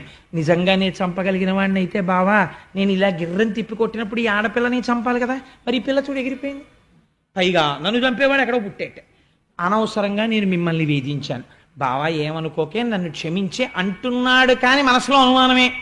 తొట్టుపడుతూ వాళ్ళిద్దరికీ నమస్కారం చేసి తాళం తీసి, బావా మీరు మీ ఇంటికి వెళ్ళిపోయి సంతోషంగా ఉండండి అన్నాడు. అని చెప్పి పంపించేశాడు వాళ్ళని.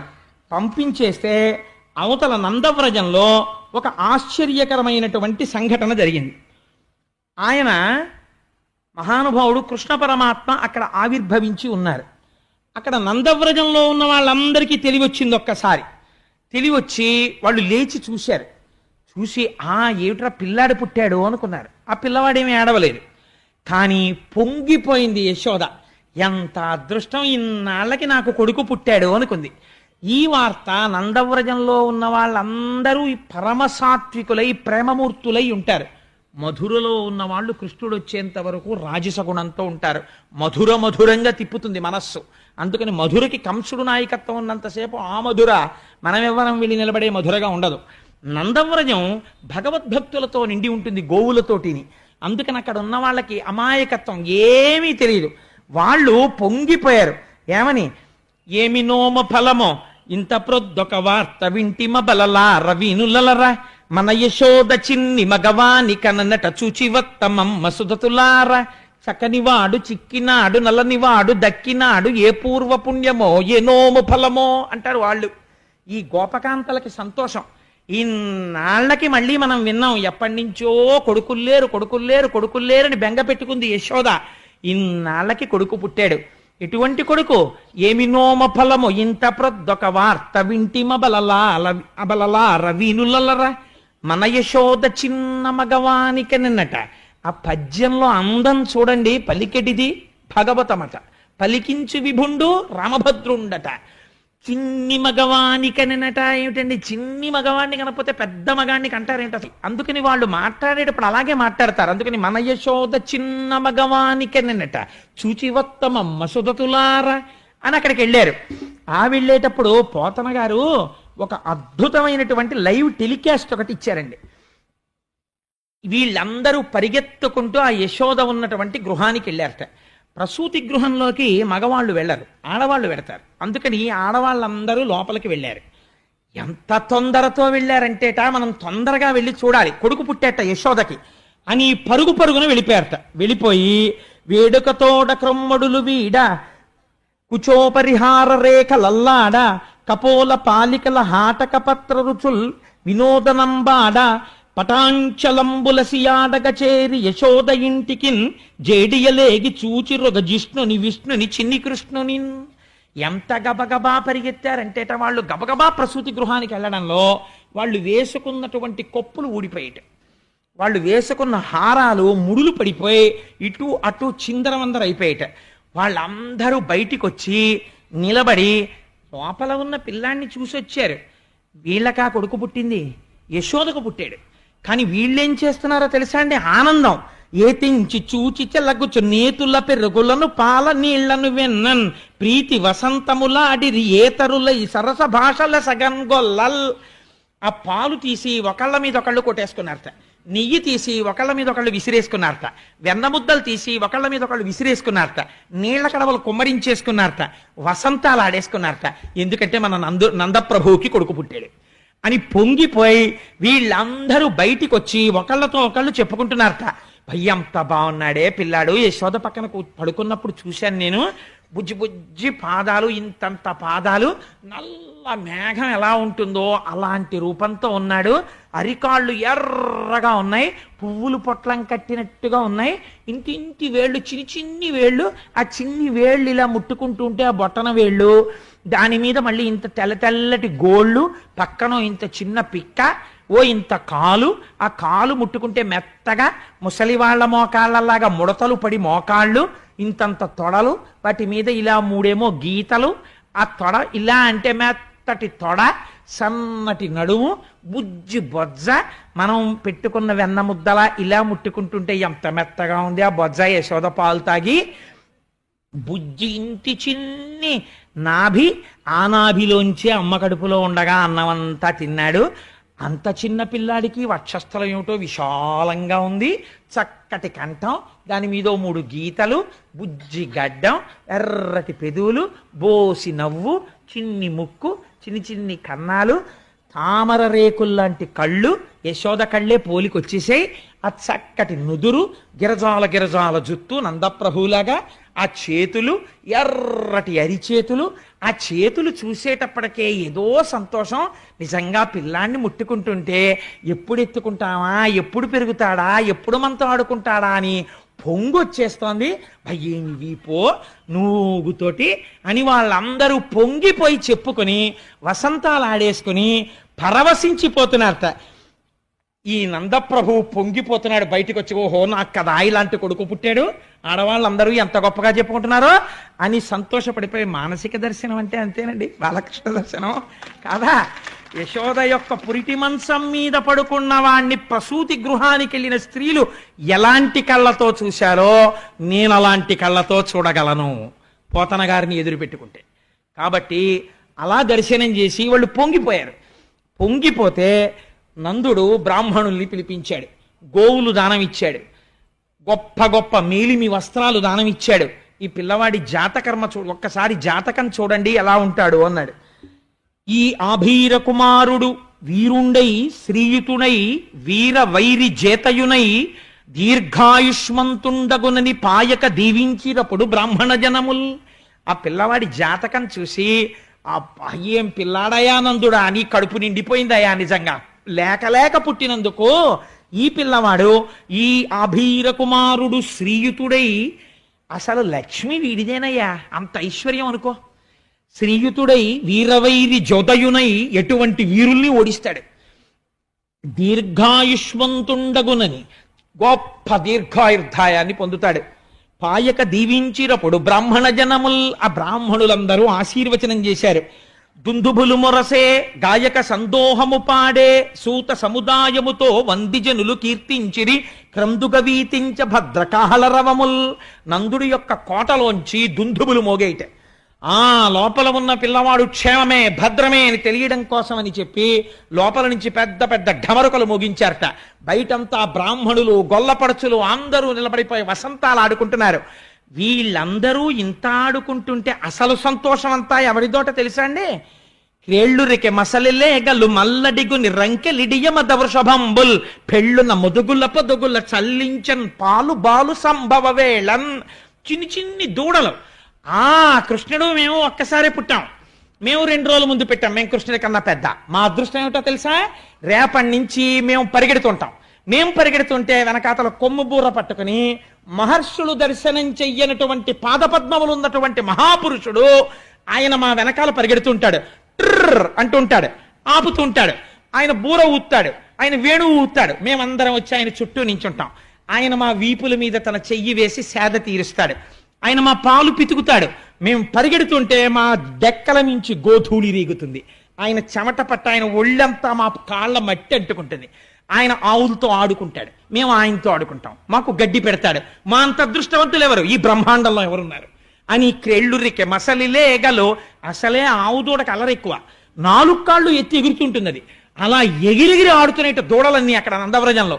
మల్లడిగొని రంకెలిదియ మరద వృషభంబుల్.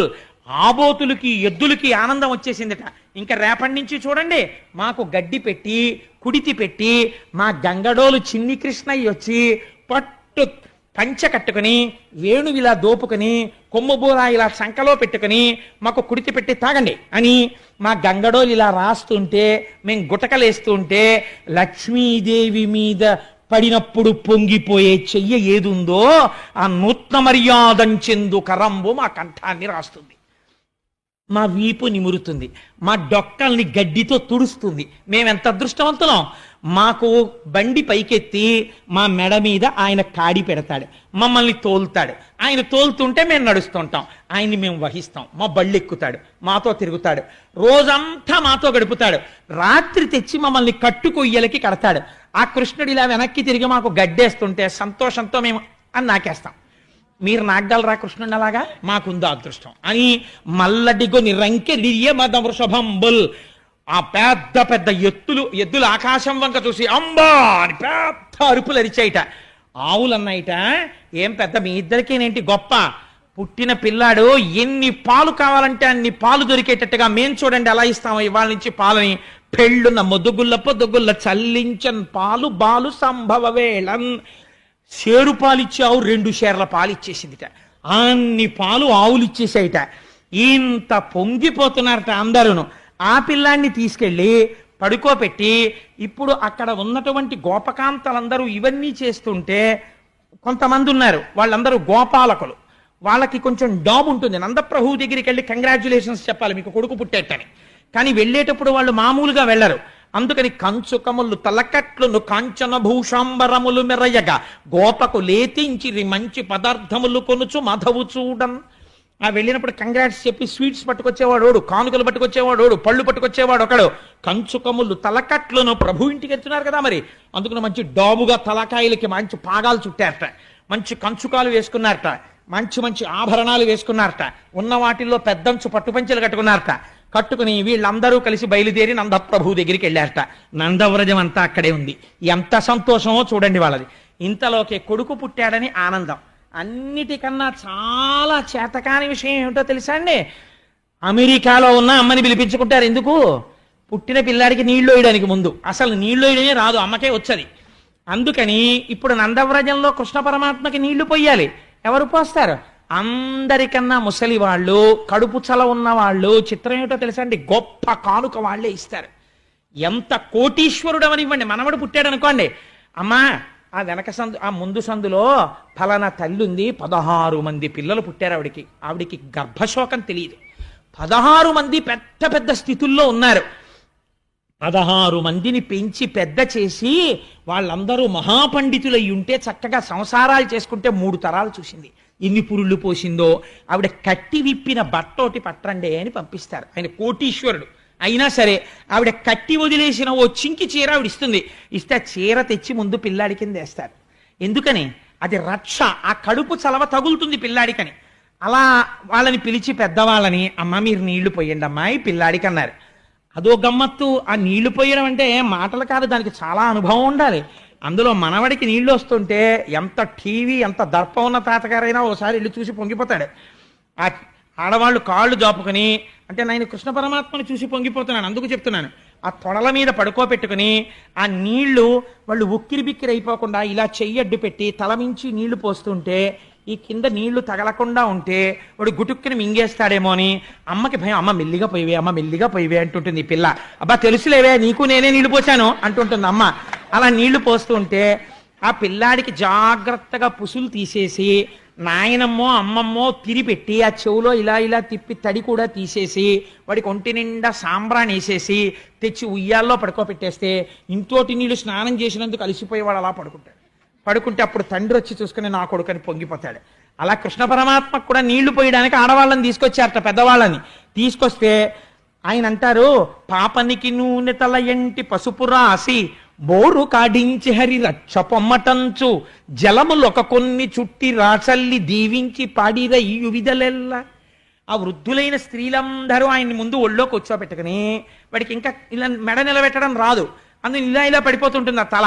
జాగ్రత్తగా ఇలా గడ్డం కింద చెయ్యి పెట్టి గుండెల మీద పెట్టుకుని ఆ పిల్లాన్ని అలా పట్టుకోవడం వాళ్ళకే వస్తుంది, మనకి రాదు, మగవాళ్ళకి.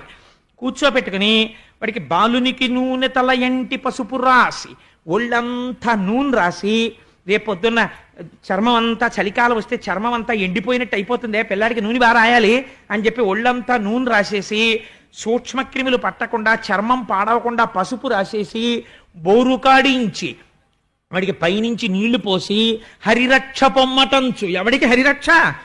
హరికి. జలములొక కన్ని చుట్టిరా చల్లి దీవించి కాసిని నీళ్లు చేతిలో పట్టుకుని శ్రీరామరక్ష 1000 ఆయుష్ 1000 ఐదోతనం 3 పుట్ల మనవలు 6 పుట్ల ముని మనవలు 8 పుట్ల ఇను మనవలు, అప్పటి వరకు నేను బతికుండి నీ పిల్లలందరినీ చూసి మీ మనవలు ముని మనవలు వీళ్ళ పెళ్లిళ్ళన్నింటికీ నేను వచ్చి భోజనం తీసుకుని తిని వాళ్ళందరికీ నీళ్లు పోయొద్దే అమ్మా నేను అని వాళ్ళు ఆశీర్వచనాలు చేస్తున్నారు. పోతన గారు ఎంత లైవ్ టెలికాస్ట్ ఇచ్చారో చూడండి. అందుకని బాలునికి నూనె తల ఎంటి పసుపు రాసి బోరు కాడించి హరిరక్ష పొమ్మటంచు జలములొక కొన్ని చుట్టి రాచల్లి దీవించి పాడిరయ్యు విధలెల్లా. పాటలు పాడేస్తా ఆయన మీద. ఇన్ని పాటలు పాడితే ఆయనకి నీళ్లు పోస్తుంటే పోతన గారు అంటారు, పాపం వీళ్ళకి తెలియదు చూడు ఎలా చేయించుకుంటున్నాడో ఏమీ తెలియని వాళ్ళగా. పలుతోయంబుల జగముల పలుతోయంబుల ముంచి భాషించడు యా పలుతోయగాడు పల్లవ లలనాకరతోయంబులందు చలగుచు తడియం.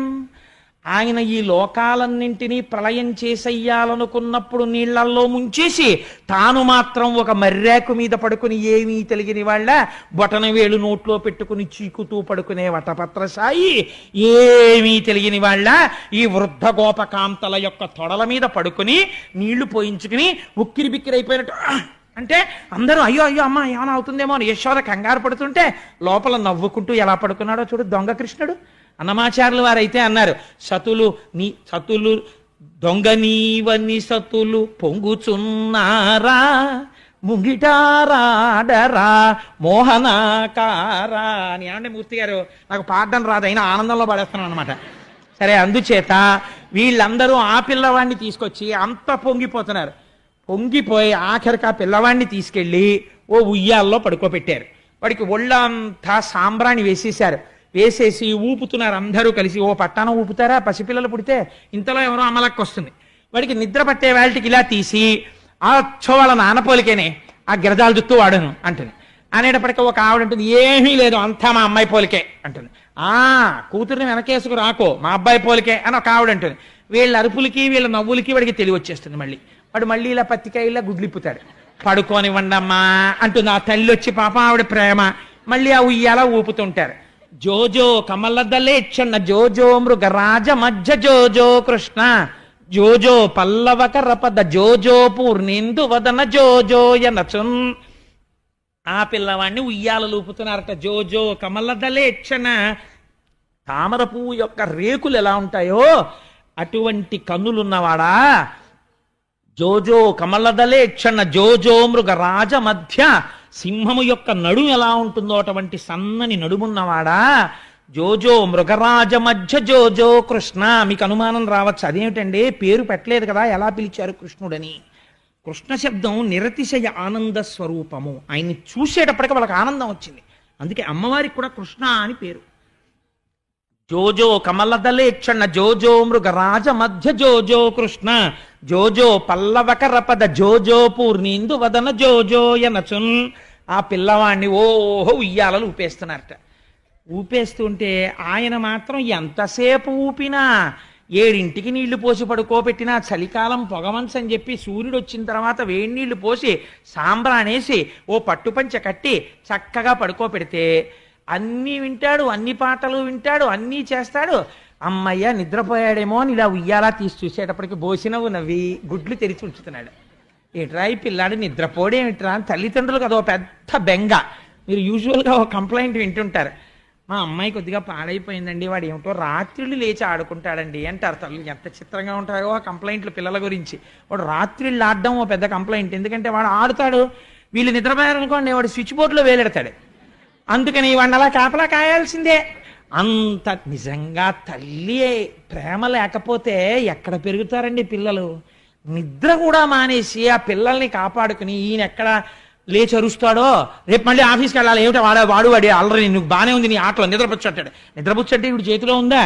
పాపం ఏ హాల్లోకి వెళ్ళి వాడిని పడుకోరా నాన్న అని వాడితో అసలు నోట మాట రాని వాళ్ళండి. ఆ చంటి పిల్లాన్ని చూసుకుని బజ్జున్నావా నువ్వు, నీ పళ్ళు, నీ బుగ్గలు బబ్బోవచ్చు కదా, ఎన్ని చెప్పేస్తారో కథలు కథలు సీరియల్స్ వాడికి చెప్పేస్తారు.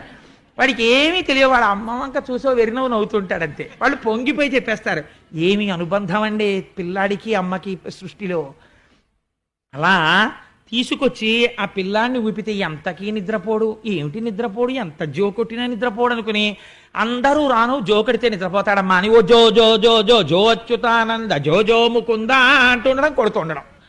ఆయన వీపు మండిపోతోంది. ఇలా దెబ్బలు తినడం ఎప్పుడూ లేదు. కూర్మావతారంలోనైనా దురద తీరలేదు. కానీ ఇదెక్కడి గొడవరా, ఇలా కొట్టేస్తున్నారు, ఎందుకు కొడుతున్నారు వీళ్ళు, ఏమిటి అసలు ఈ జోజో అన్న మాటకు అర్థం ఏమిటని ఆలోచించాట. అప్పుడు ఒక్కసారి ఇదేదో వెంకటాచలంలో చేస్తుంటారు రోయ్ అని అప్పుడు గుర్తు తెచ్చుకున్నాడు. అన్నమాచార్యుల వారు గుర్తొచ్చారు. ఆ ఉయ్యాల్లో పెట్టి ఊపేవాడు మహానుభావుడు. జో వచ్చుతానంద జో జో ముకుంద అని. అందుకని నన్ను నిద్రబొమ్మంటున్నారులా ఉంది. నాకేమో నిద్ర తెలియదు. లోకములు నిదురపోవగత నిదురింపని శుభగుడు రమణుల్ జోకొట్టి పాడ నిదురన్ గైకొనులీల ఊరకుండె కను తెరవకయున్. ఓహో, ఈ లోకంలో అలవాటు ఉంది, నిద్రపోతారు. నిద్రపోతున్న వాణ్ణి కూడా రక్షించడానికి కళ్ళు తెరుచుకుని ఉండడం నాకు అలవాటు. కళ్ళు మూసుకుంటే నిద్రపోయాడు అనుకుంటారు ఈ లోకంలో. అమ్మయ్యో ఈ వీపు మంట తగ్గాలంటే కనురెప్పలు మూసేస్తానని నిద్రపోయిన వాడిలా ఇలా కనురెప్పలు వేసేసట. అమ్మయ్య స్వామి పడుకున్నారనుకున్న ఉయ్యాల అక్కడ అలా ఉంచి పడుకున్నాడమ్మా నీ పిల్లాడు. అయ్య బాబోయ్ ఇంత ఊపితే కానీ పడుకోడేమిటమ్మా అని పాపం ఆ యశోదని దిప్పి ఆవిడ పొంగిపోయి నా కొడుకు కదా ఏడవకుండా అలా ఆడుకుంటుంటాడు అని జాగ్రత్తగా పిల్లాడు నిద్రపోయాడో లేదో మళ్ళీ వాడు ఏడవకుండా తలవేపు ఉన్న ఉయ్యాల గుడ్డ మెల్లిగా ఇలా తీసి దొంగలా చూస్తారు. వాడు ఇలా కళ్ళు విప్పుతాడు, హడిలిపోతాడు ఇదేమిటని. వాడు విప్పకుండా అలాగే పడుకున్నాడు ఆవిరి బొట్టుతోటి. ఆయన కళ్ళు మూసుకున్నాడు, ఆయనకి నిద్ర అలవాటు లేదు. హరివరాసనం అనేటప్పటికి పడుకున్న అయ్యప్ప స్వామి పడుకున్నారని తలుపు లేచినట్టు. కాబట్టి పడుకున్నారు కదా స్వామి, ఇంకెందుకు రేపు చెప్పుకుందాం మిగిలిన కథ. కాబట్టి ఇవాళ స్వామి నామం ఒక్కసారి మనందరం సంతోషంగా స్వామి నామాన్ని ఆవిష్కరిద్దాం. విరజాతీర్థస గోవింద, కాంచనాంబరధర గోవింద, కరుణాసాగర గోవింద,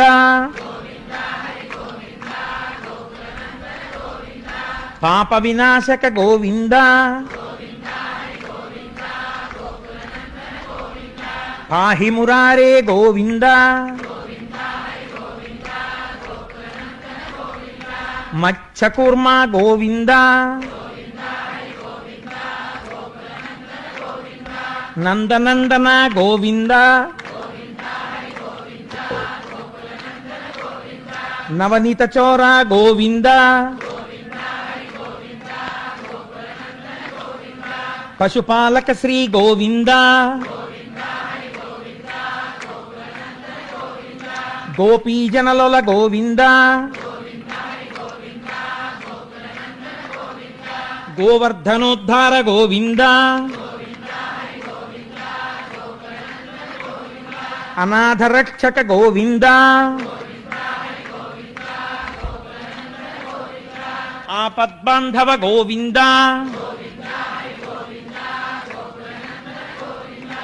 ఏంటంటే దశమి ఏకాదశుల సంగమం కృష్ణ జననం విన్నారు. ఇంకిక్కడి నుంచి దశమస్కంధం ఉర్రూ తొలుపుతుంది. కృష్ణ జననం జరిగింది కాబట్టి దశమస్కంధం వినడమే జీవితంలో మహత్తరమైనటువంటి విషయం. శివ శివ కరుణాబ్ధే శ్రీ మహాదేవ శంభో సర్వం శ్రీ ఉమామహేశ్వర పరబ్రహ్మార్పణమస్తు. స్వస్తి.